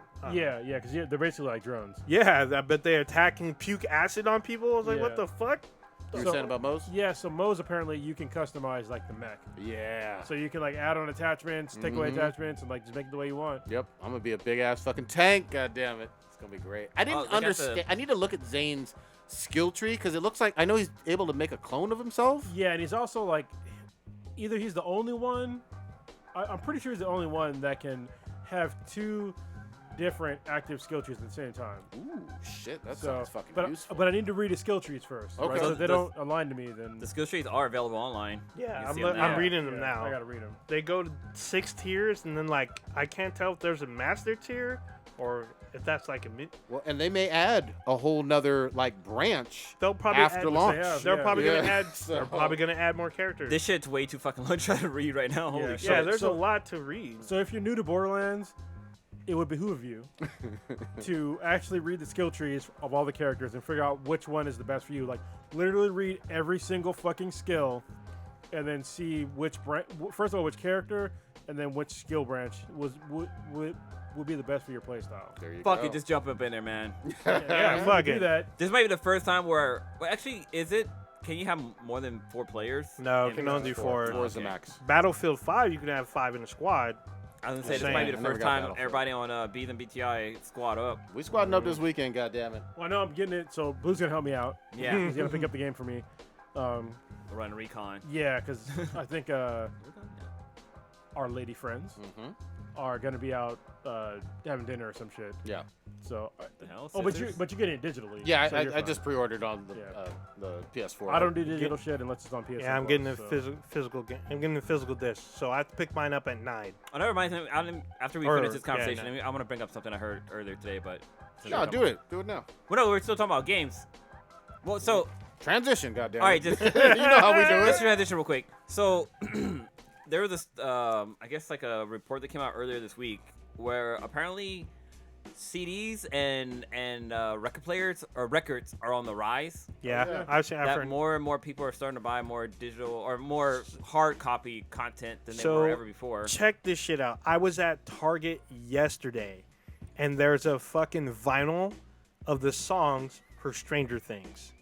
Right, Yeah. right by the CDs and the fucking DVDs. There's a big ass fucking vinyl for the music just for fucking Stranger Things. I was like, what the fuck? Yeah, so I own some records. Once the Infinity base is up, I'm gonna buy more records. So there's a few reasons why that they're on the rise now. First reason is it's records, especially they sound better than digital. All right, there's no disputing that.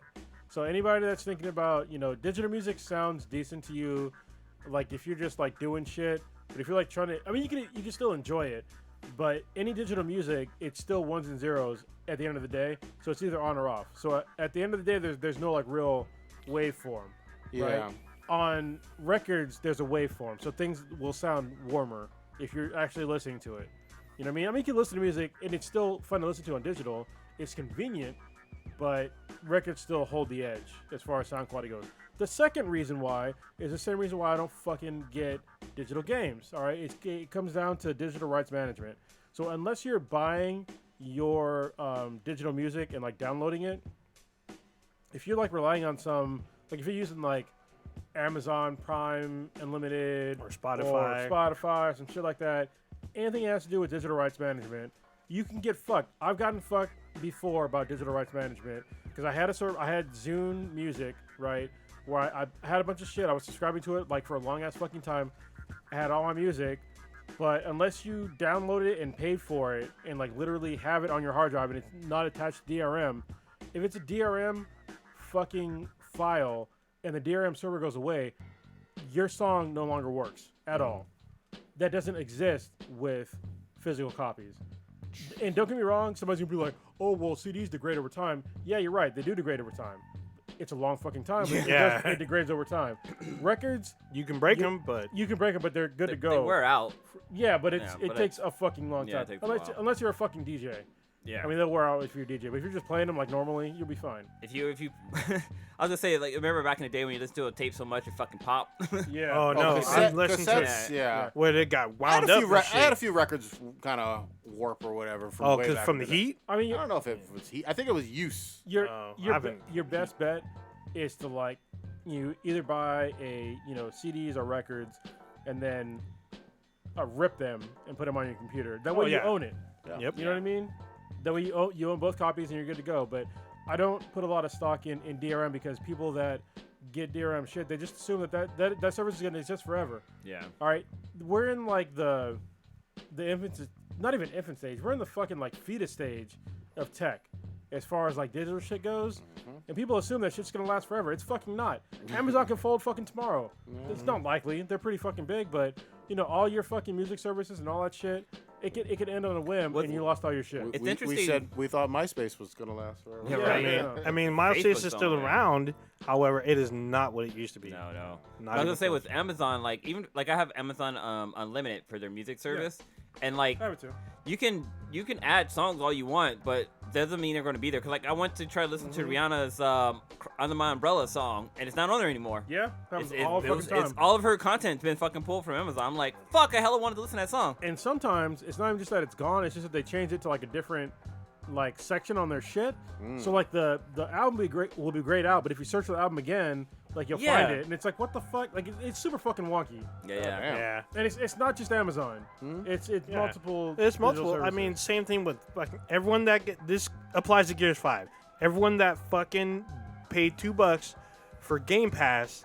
I mean, the people that I talk to, they keep talking about this as if it's not that big of a deal. But if you get the game on Game Pass within 4 to 6 months, that game can go away because it'll just come off the service because Game Pass is like a rental service. Yep. Yeah. Once it goes away, you have no access to it. Even though you paid for it, they let you download the game partially to your hard drive. But if that goes away and you need a physical copy, or somehow Game Pass just discontinues, you're fucked. Yeah, it's like right now. So everybody that has PSN Plus right now, if you stop paying for PSN Plus for a month, guess what happens to your games? Oh yeah, yeah, no that's access. They don't work at all. And sometimes they don't work at all, and you'll never get it back. So What's cool? What's good about buying physical copies of games is that you can sell them back. Like you don't have to sell them back, but Yeah. you can Oh, sell yeah. them. Yeah, Where it's digital games, you can't really do you that. can let Nope. people borrow it too. Like if someone wants to borrow any of my games, you can fucking just borrow them. Yeah. Ooh. Yeah, it's easy for that. So for Stitch, even though he's not here, perfect example is the first Marvel Ultimate Alliance. There's a DLC for the game that if you got it when it was on sale, you get to keep it and access it. But if you try to get it after a certain date, you can't get it. You can't access it again, even though you Wow. paid for it. That one particular DLC, because of some rights between Marvel and somebody else, I think the developer of the game or somebody else, that went away. You cannot access that DLC. I forget which one it was, but I know it's the second or third one. But because that went away, or I think the developer folded. That's what it was, and you can't access that DLC anymore, even if you paid for it or not. Goddamn. Have y'all heard about the Colonel? Colonel Sanders is getting a dating sim, goddammit. Just trying to fuck? catch up with Facebook. Yeah, man. Popeyes, I guess. So it's like a young Colonel Sanders with It's the anime Colonel Sanders. Yeah. You gotta pull this out. It looks so I've seen fucking it. weird, man. Is it anime or American cartoon? It looks like it some looks like anime, anime. Colonel Sanders with a dating sim app. Man. It just This- happens to coincide with, not coincide, but shortly after Facebook's dating site went live in America. Facebook has a dating site? Yeah, well, they have a dating portion of Facebook now. It's been live in other countries. But this game had to but be in it just development dropped. before then. Come on now. I mean, So? Holy shit! Really? yeah, What the fuck? anime Colonel Sanders. It's only in Japan or something? No, I No, think it's on it's Steam, I think it's I live. think. Yeah, I think Oh, it's a went dating live. sim, so it's a game. Yeah. That's what I'm Oh, saying. I thought it was a dating app, like, you can meet people at KFC and get your greasy chicken on. Yeah, just fucking in chicken grease. There you go for the watchers. This is, Colonel Sanders. Doing his thing, man. Looking like Yu-Gi-Oh! Yuri on Ice. Yuri on Chicken. You know he's a villain because he's got fucking glasses on. Yeah, exactly. Anime glasses. You Yeah. gotta push up with his middle finger. Yep. Blonde hair with glasses, or white hair with hair with glasses. glasses, Fucking man. villain. He's Instant OP. Villain. Yeah. I think this is actually going to be a surprise hit, man. I want an think some anime. people are going to try it. You know what I mean? Oh, Colonel Sanders anime where he's got chucking chicken at people and shit. Does is there Bucket any of chicken details? for ammo and Is there any shit. details on the sim? Like how does it play Yeah, out? there Like, was. what's There the- was a what's bunch the- of what's details. the but story. I didn't give a shit. I don't know. I'm not a PC guy per se, but I hope that this is actually a good game. You want to know what it's called? What's it called? I Love You, Colonel Sanders. A finger-licking good dating simulator. Is what it's called. That's a great fucking Holy title. shit. I love it. I love it. I want to play. I fucking love Japan. Seriously, they're so fucking weird, and yet they're weird and like super conservative at the same time. Yeah. Yes. It's the only place on the planet that's like that. Yep. You know what I mean? It's so fucking bizarre. Yep. Like it's a place to where where you should not show your tattoos in public, but I can buy dirty girls' panties. Yep. in a From a fucking vending machine. Yeah. How the fuck is this possible? I like how you can buy fucking beer from fucking vending machine. You can buy coffee and beer, but what's so cool about it is that the vending machine has like a split in the middle where one side's hot and one side's cold. So you can buy like hot coffee, you can buy iced coffee, you can buy fucking cold beer, you can buy like fucking hot beer or some shit. You know, fucking ridiculous. There's an area in Japan they have like a hentai land type fucking shit where it's just all hentai. It's like a little That's all Cold- Japan, though. yeah, it's like a little cul-de-sac that sells like a bunch of fucking hentai bullshit. And I'm just like, what the fuck? I think Japan would be like they're real close to like being like the perfect society if it wasn't for like them being overworked. And Yeah. and them being okay with being overworked. Yeah. I think the suicide rate's pretty high there. Yeah, if it wasn't for that, like, Dude, they'd they be have a pretty near forest. perfect. They literally have a forest nicknamed Suicide Forest. Yeah, That's where that one YouTuber got in trouble. Yeah. yeah, Paul or fucking whatever. Fuck Logan, that guy. whatever, and he's still doing ridiculous shit. Like he's trying to do an MMA fight with some. I can't believe other he's fucking YouTuber. married to the chick from what's the name? Which I'll, chick? I'll fight him MMA. Is he married? Just saying. The girl who plays Quake from No. what's her name? Chloe Bennett? Yeah, I think yeah. she's single. Yeah, I no. think they broke up. I'm pretty I sure they thought were I heard dating. that too. Could've Yeah, sworn they they got back broke up. together. Holy fuck. But listen, he has some beef with some other YouTube guy. I'll fucking fight you in MMA. Seriously, Let's do I'll it. take it. We'll take your listeners Yeah, too, or I'll- viewers. I'll do it tomorrow if you want. Fuck it. Yeah. Hey, Kronos, have you checked out any of Carol and Tuesday? Carolyn Tuesday. Carolyn and Tuesday. Oh, the anime. Oh no, that's the new one from Shinichiro Watanabe, It's right? from your boy. Yeah, It's on yeah, Netflix, right? I heard about it. I haven't watched it. Yeah. Yeah, I saw it, but then I was watching. There was something. Oh, I was watching fucking Dark Crystal. Okay. Yes. What to talk about? But talk Shit. about this first. Yeah, I'm not going to spoil it. I'm only 5 or 6 in. It's good though, but right? it's in the same Cowboy Bebop world. Okay. And- the same world. Wow. Yeah, loosely. I mean, it's not like you don't see some of the same characters, but in the same universe. Yeah. But it's on Mars. You got it's not a violent anime at all. I think you could watch it with maybe your eldest daughter. Even though it comes off as TVMA, I have no idea why it's Well, she TVMA. can watch whatever she wants now. But I mean, like, there's literally, I haven't even seen any swearing or violence or sexual stuff whatsoever. So I watched The Boys with my oldest daughter. Oh, I just had her walk out when like it was like too much sexual shit going on. I was Yeah. just like, can you just because it's weird. yeah, of All right. course. So I'm like, listen, I don't want to watch shit with you in the room that has like somebody getting fucked because I'm your dad Yeah, and it's fucking weird. I don't give a shit if you watch it because I mean she's old enough. yeah. Yeah. She's But watching like that's that. the responsible thing to do. Yeah. But Yeah, I'm just like it's weird. That's the only reason why because it's fucking weird. But yeah, I'll check it out. I think you'll dig it, with the exception of it's about basically 2 girls on Mars trying to become music stars. I mean, they're like Well- trying to be pop stars. There's no mechs. There's no shooting or It's whatever. okay. But it's cool. Thus far, Shinichiro Watanabe has done no harm. Yeah. So he has not made anything else that's been bad. Yeah, and the other thing is, I'm excited about the fact that he's working with Netflix, and hopefully we'll do more. Good. So good shit. All right, Dark Crystal. Go ahead. Age of Resistance. Yeah, I came in with like literally, I probably came in with not no hope, but like I had super low expectations for this. Did you go to the panel with Old Ninja? No, at San we Diego? separated. We Okay. separated. That's when I went to the Marvel panel. Okay. So, goddamn. That's all I gotta say. Yeah. Speak on it. It is fucking good. Really? Oh, yeah, like shit. legit fucking good. It is twisted. Yeah, it's I think if you're probably drunk or high, it's that much better. If you're high, it's really fucking it's amazing. I can imagine. There's a lot of visuals. But so so you're watching this show, and obviously they're doing like puppeteer work. There's Like some actual puppet here. yeah, like Yeah. puppets, like people's like hands in the puppets and shit.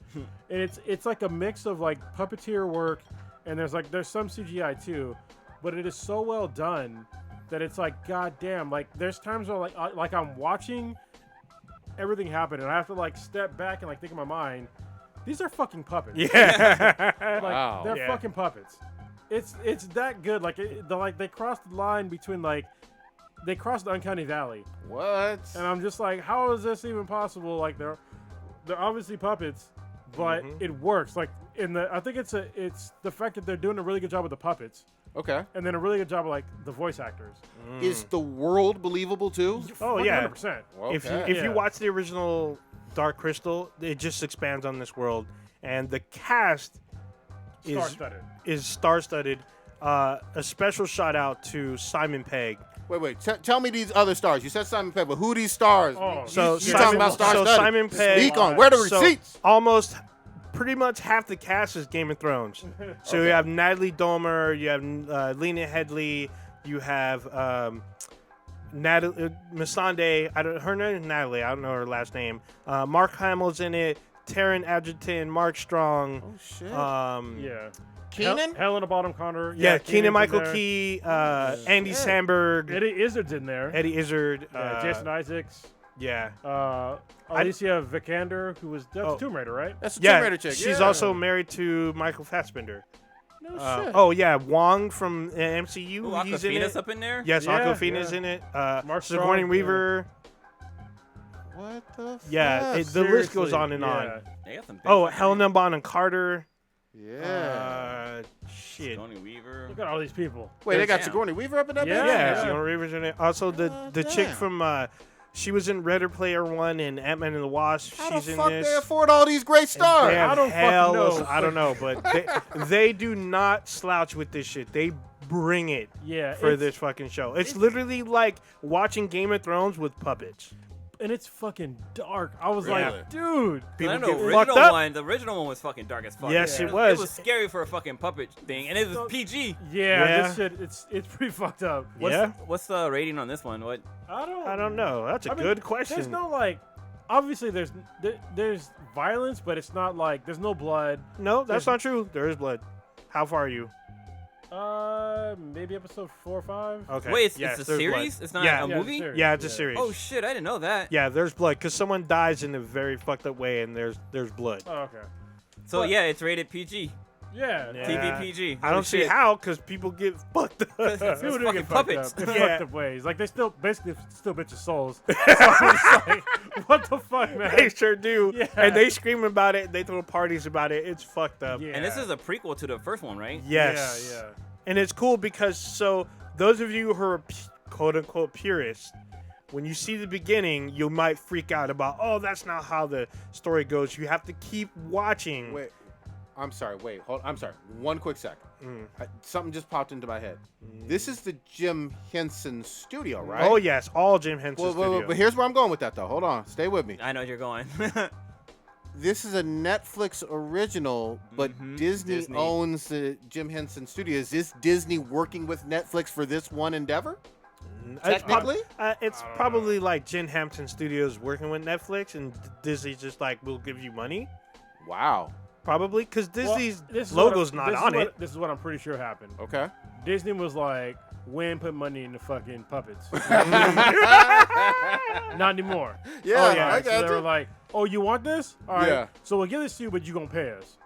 Makes So, sense. but this is going to be, I hope it's a huge hit because I came in there with super low expectations.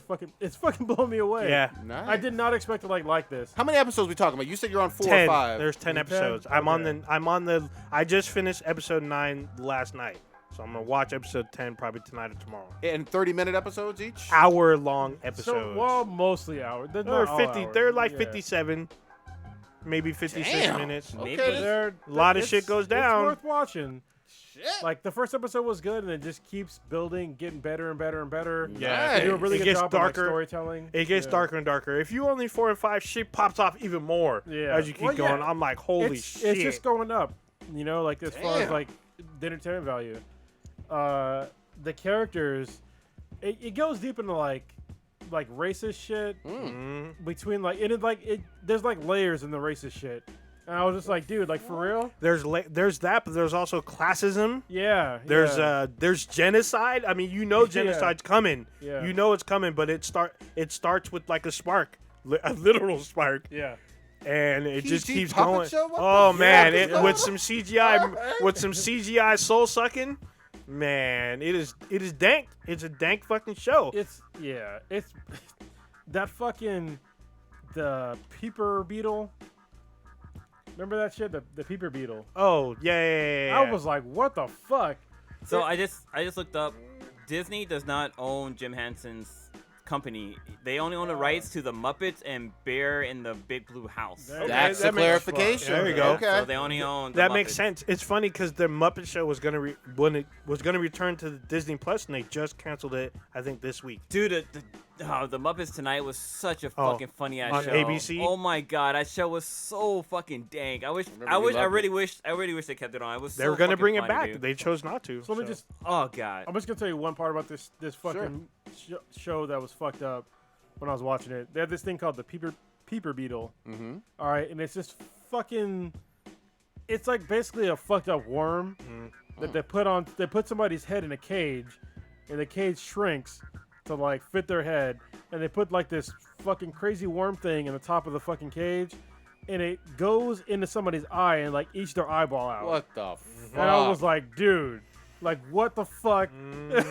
Look, I'm sold. I had no expectations too. If y'all recommending it this strongly, Yeah. Blue, you're not on it yet, I'm right? recommending No, I haven't it. watched it. I thought it was good. I thought it was a fucking movie. I didn't know it was a fucking series. No, it's just a series, And and listen, it's fucking crazy. I know it doesn't make sense that we're recommending fucking Dark Crystal on this fucking podcast, but it's that good. If it's good, it's and good. it's, and it's it's fucking good. PG, which is fucking Yeah. crazy. Yeah, but I mean, there's a lot of stuff. I mean, if you're a fan of like I guess seasons 1 through 6 of Game of Thrones, you're probably gonna. Even though I don't. So this is what I still like season 7, but I mean, it still has that weird like story time because the stories branches off a lot, and it gets dank like Game of Thrones. Yeah, no. Well, I don't compare it to Game of Thrones. There's no fucking in this shit. There's no fucking but There's no like super graphic violence. there is like a fight for throne, for power, genocide. But there's it's- killing. Those are kind to me. Y'all listeners, please watch it and let us know. We're gonna do But this. I don't put it on the same level as Game of Thrones because they're two different styles of show for me. Oh yeah, I'm just saying the story wise, it's similar. Not even And the story. I'm Let me saying- watch I'm- this for yeah. myself. I'm saying the goddammit. story. Yeah, No, you, you gotta you have watch to it. watch for yourself. But Did you go back and watch the original one before you watched the series? Yes, I did. I Is need it on to go back Netflix? and Yeah, watch it's on Yes, it Netflix is. as well. Yeah. So the original one was PG as well, like the original movie. Dude, I'm gonna get into this. I'm gonna give it a shot. And the first one scared me as. Yeah, I remember it being fucking This creepy one, as hell. yeah, like I'm an adult now. I'm just like, if I was a kid, this would be scary as fuck. Yeah, Like them sketskies.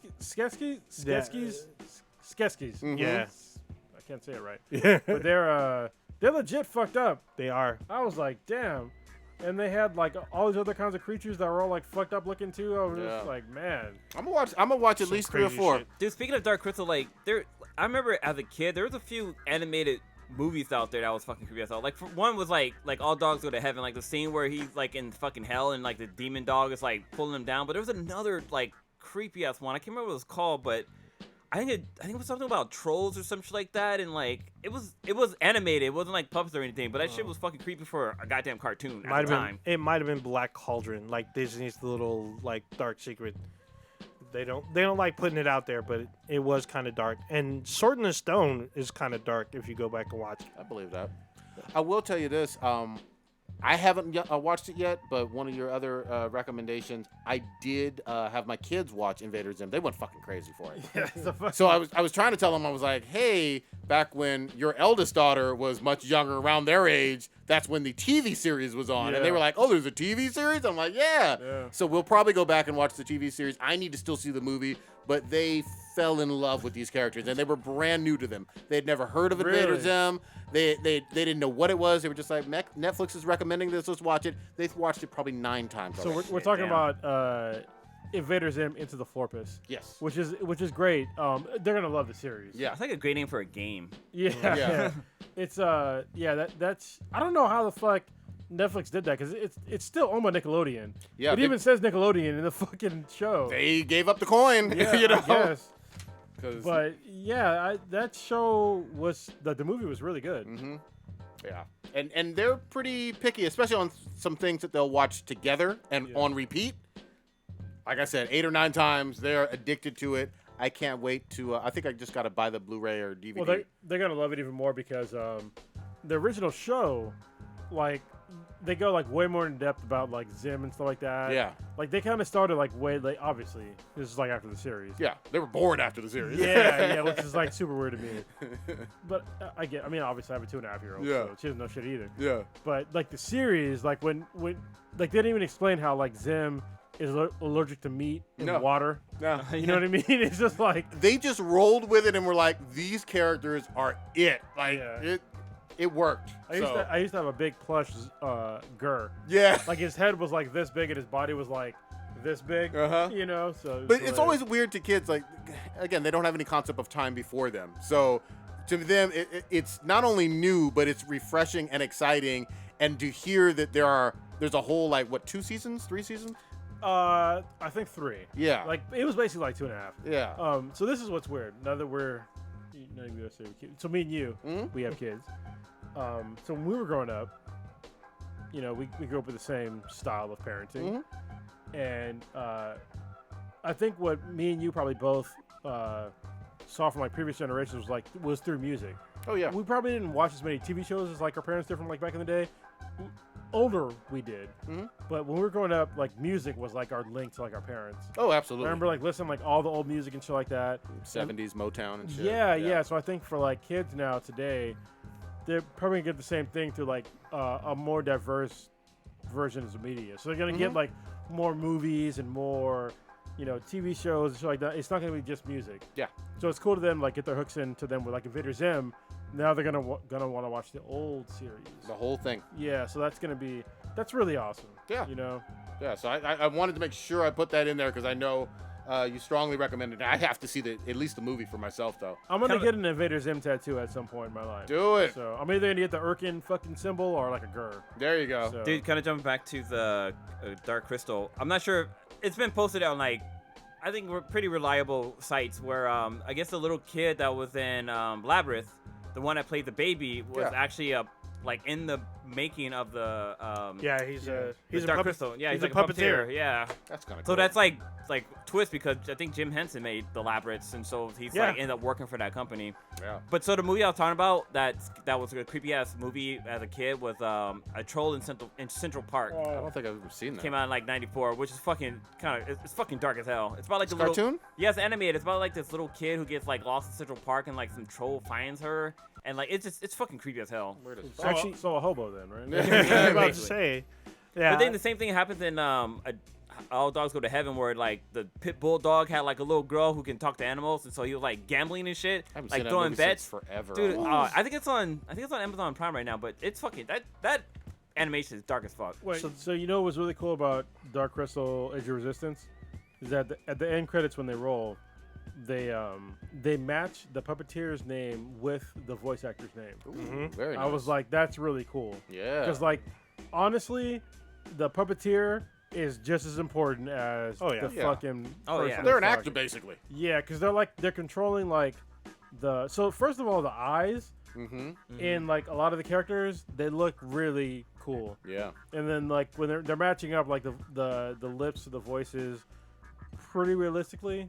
You know what I mean? Yeah. And like the whole movements. And it's not even just like there's like little shit with like head movements and like the way they're looking around and like their brows furrowing and like the way their lips move, where it's just like it seems really realistic, but it's like a fucking puppet. So you have like Yeah. these moments in time where like where you're watching it and like you're you forget that you're watching puppets. God damn, I love that. Yeah. That's fun. Yeah, can't there's some crazy, like, especially when something fucked up happens and like you watch their eyes slowly like get Yeah. hella big. You can see and their they're eyes like shocked. dilate. No dilation, no, but you But see the actually- like eyes kind of pop out. Right, Well, but maybe. no, the eyes don't dilate, but your brain automatically puts like the eyes opening up with like that same thing. So your brain is filling in like all the other cues. Yep. That's why it's like breaking like the uncanny valley. That's Love fucking it. crazy. You know what I mean? Like it's really cool. The uncanny valley is usually a term for like AI and shit, Yep. and like the way graphical shit looks. But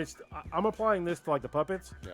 because once you watch it, you'll understand. I'm gonna check this out in between Borderlands this weekend. Dude, I wonder what Bill Burr would say about the fucking puppets, because this little thing about the AI shit actually got him. Yeah, we've been Netflix heavy. I got one other quick thing that you guys may not have watched on Netflix.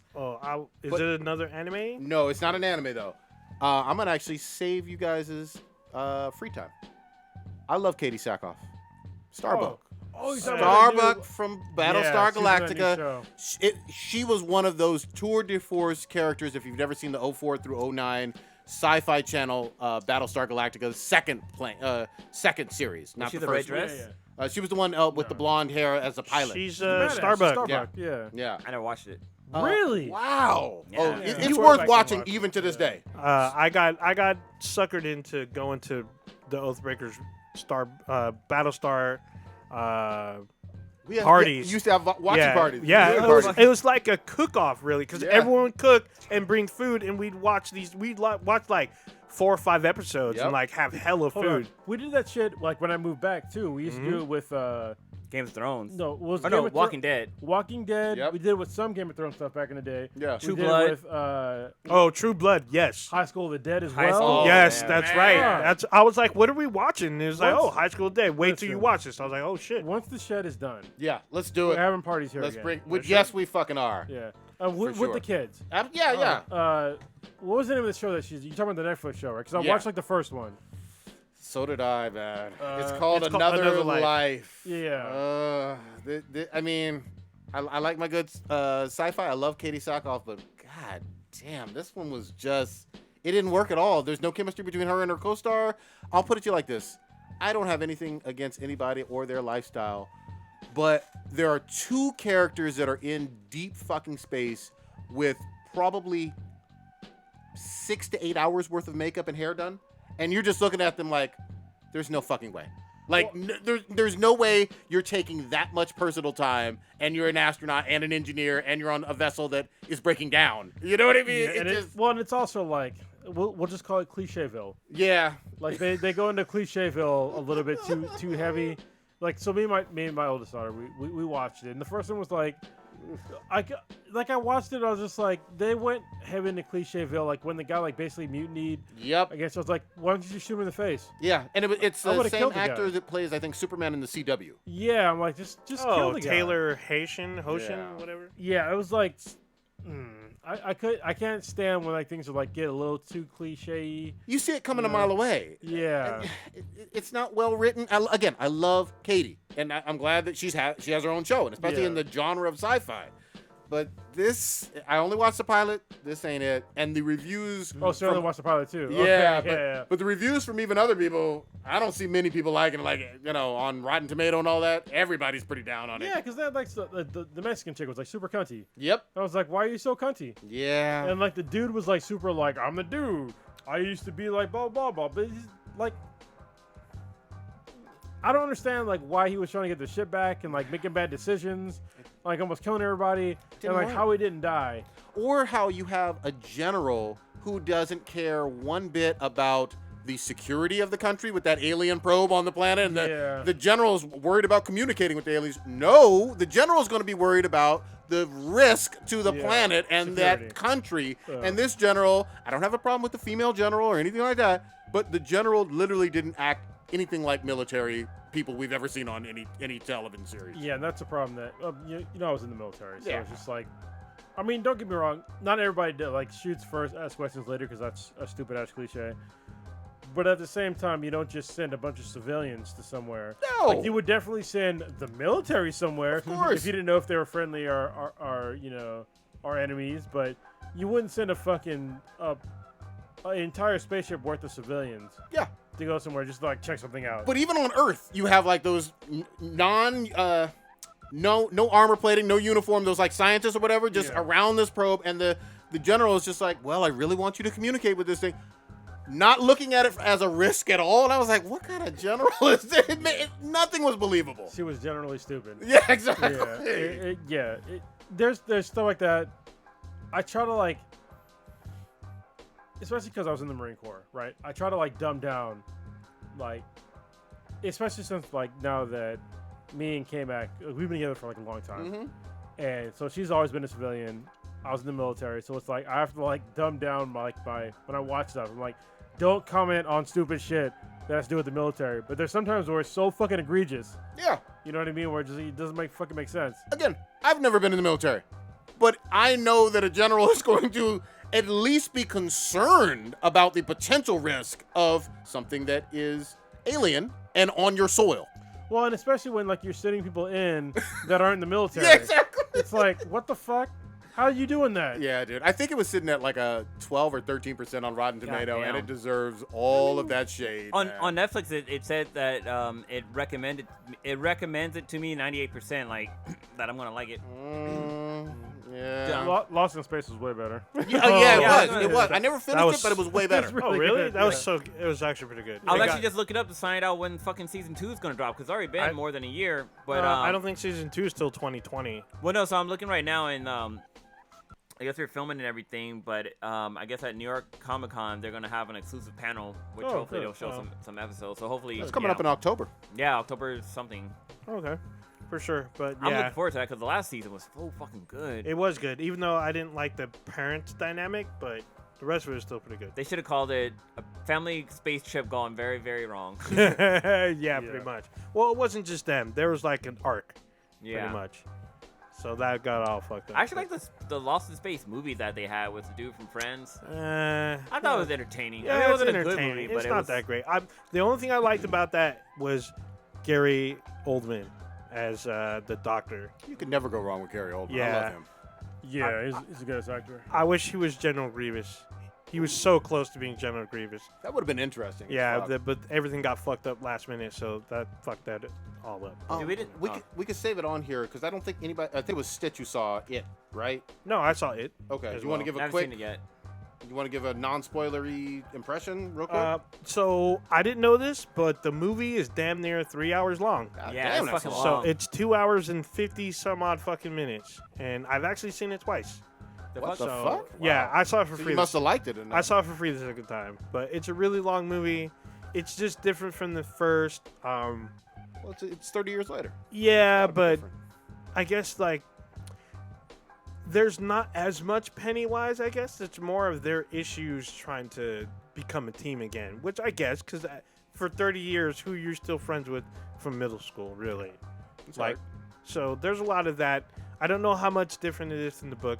It's definitely, it broke, I guess, some kind of record because it became the second highest grossing horror movie of all time behind the first It.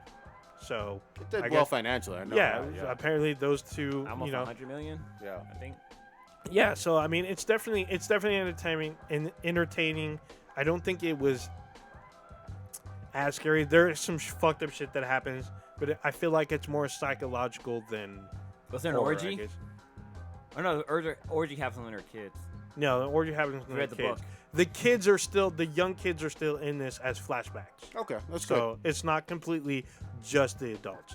The kids are there for flashbacks for stuff that looks like we may have missed in the first film. But it's as enjoyable as the first one because the first one was I pretty think good. it's just as enjoyable. It's just different, I guess. I don't want to explain how different. I don't want because it'll spoil shit. So it's definitely worth watching. Just be prepared. It's a 3-hour fucking movie. It's longer than I thought it would be. Yeah, shit, it actually- I didn't know until I fucking sat down. And I'm like, oh, what the fuck? It actually made 185 million. Yeah. that's Why? pretty fucking good. That's a good number, man, especially for a For a rated R movie. horror. Yeah. Yeah, that's like fucking Avengers movies money.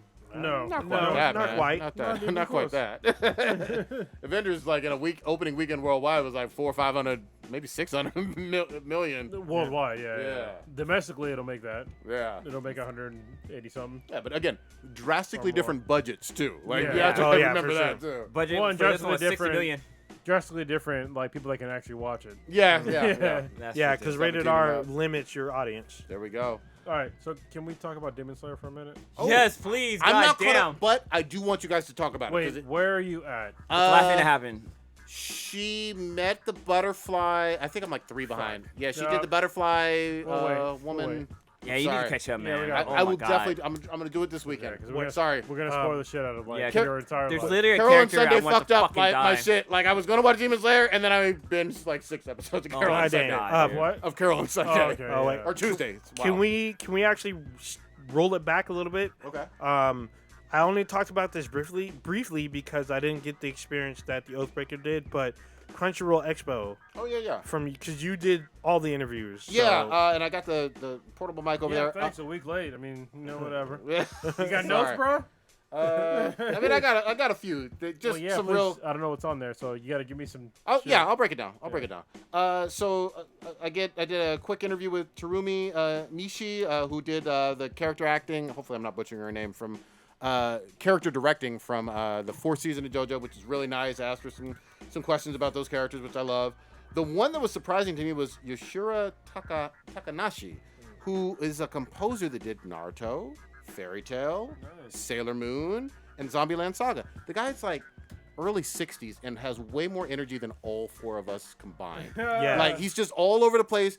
Serious rock star, loves metal. Every question he related back to his love of metal and getting into 70s metal Why and wasn't I 80s there? metal. Yeah, I mean, Yeah. the guy knows his stuff and just his life is metal. Let's just say that. And he is just a fun, bubbly personality. He was so cool that he actually started following people who were interviewing him on Twitter right then and there. And I was like, you don't want to do that with me. But he was cool. Guy was Yeah, I was awesome. talking to him he was about, like 60 with like pink hair or some shit. I No, was it talking to wasn't him about like pink. Brendan Small. Yeah. Hmm? I was yeah. talking about Brendan Small. Yeah, he knows his stuff, and especially again American and some European too, like just Yeah, 'cause- metal history. Yeah, people that, if you're into metal music, you don't appreciate British metal, Mhm. then you're wrong. I mean, there's all kinds of like British metal bands out there that are fucking badass, like Yeah. like Iron Maiden. Yeah. You know, Oh, like from way back. there's and fucking what's Judas Priest? Black Black Sabbath, yeah. You know, there's a whole bunch of them out there that are just like they're metal as fuck. Dude, he went through like metal history and where he was when he first heard them, and how much he appreciates this guitarist and this drummer. wish I was It was- there. yeah, it was. Sorry. This guy was cool as fuck. I started following him immediately, and the other thing is. His his Twitter timeline and whatnot, he had a blast in San Francisco and all over the Bay. He's with like camera people on like tourist traps and doing the metal sign and playing guitar. Does Dude, you know about Baby Metal? he has to didn't. know about them. He has to know about it. He didn't mention them specifically, but he related so much to metal history. Dude, they got a Let's new go. video that dropped recently. Yeah, they have a new album. They dropped a member 2, so I need to go back and watch it. But yeah, I wish I was there. I was in my feelings like the past couple weeks because my oldest daughter left. But I really want to go to Crunchyroll Expo. Yeah. But I couldn't do it. But It's all I hope to meet that guy. He's, You know what I he's mean? Awesome. Have a metal conversation because I listen to a lot of metal. Yeah. So. By the way, have you heard the new Tangent Tool album, Fear and I Octo? listened Ned. to the first single, but not the whole album yet. Oh my, dude, I've been listening to that on loop So all you this should week. Nice. listen to Joe Rogan's podcast with Maynard. Okay. So he was on there and he actually Well, quick, is this the one from like years ago or is this No, recent? no, it's Okay, recently. because there's one from years ago which was almost heartbreaking. that was really good too. that was fucked up. But this one, yeah, it was fucked up. But the one that was recent, during the podcast, like right in the very beginning of the podcast, he was like, "All right, Joe." He's like, "Listen." He's like, "I'm gonna do something that Tool's never done before." He's like, live on this podcast.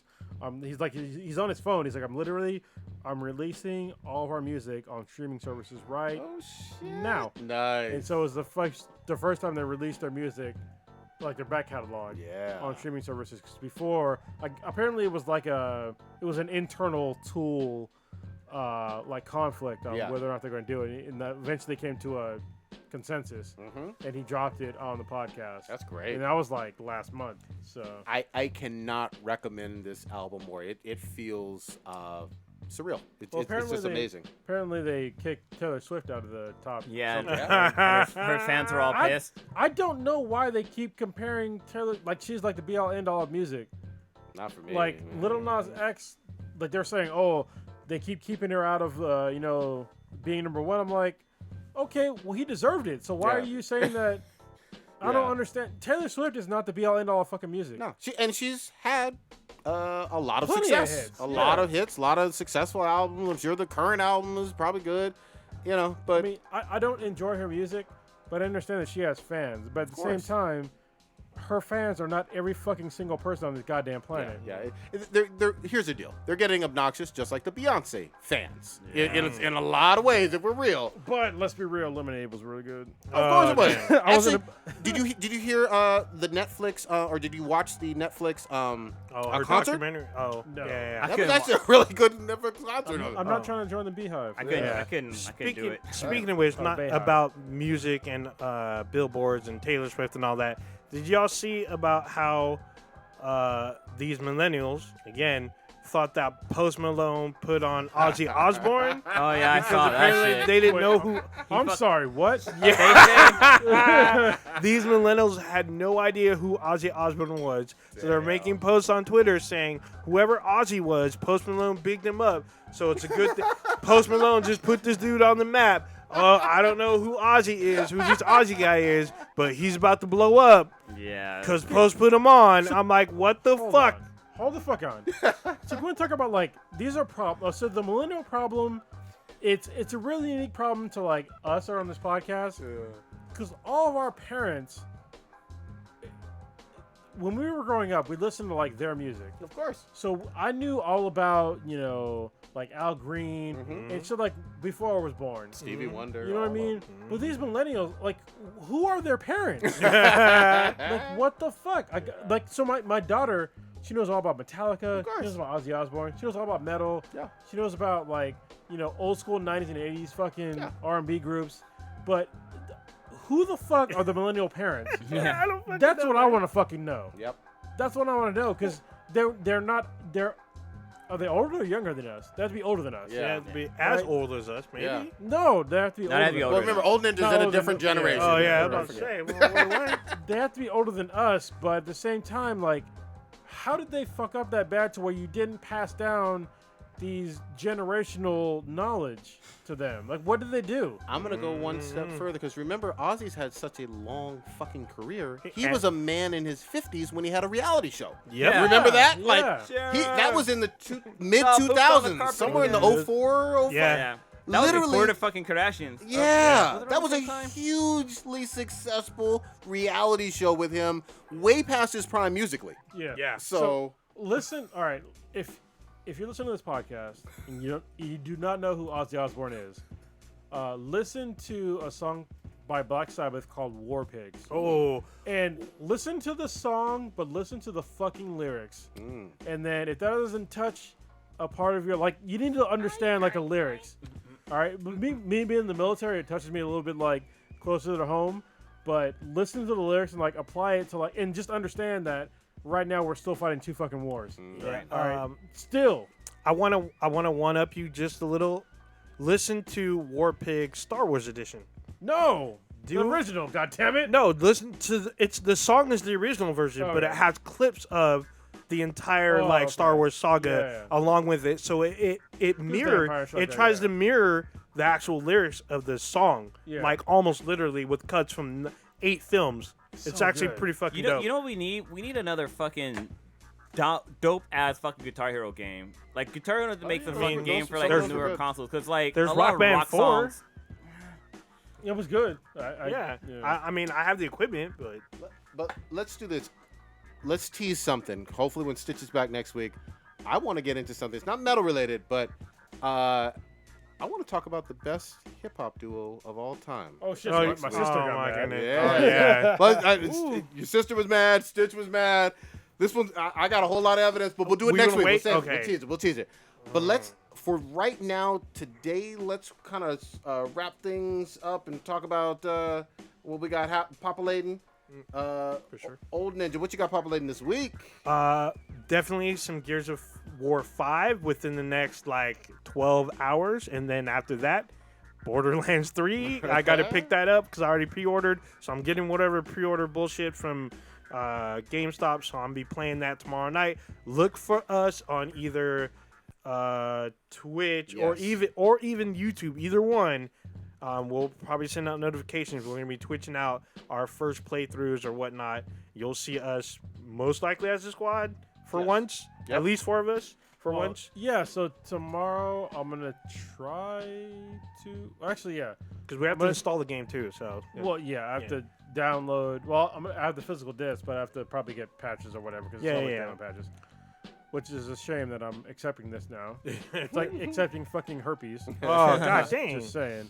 I'm gonna try to twitch it out from the seat I'm in right now. Sure. Hopefully I have all my shit still set up, and my girlfriend's gonna be gone, so I can do it. Yeah, There we go. so you'll probably see us on there.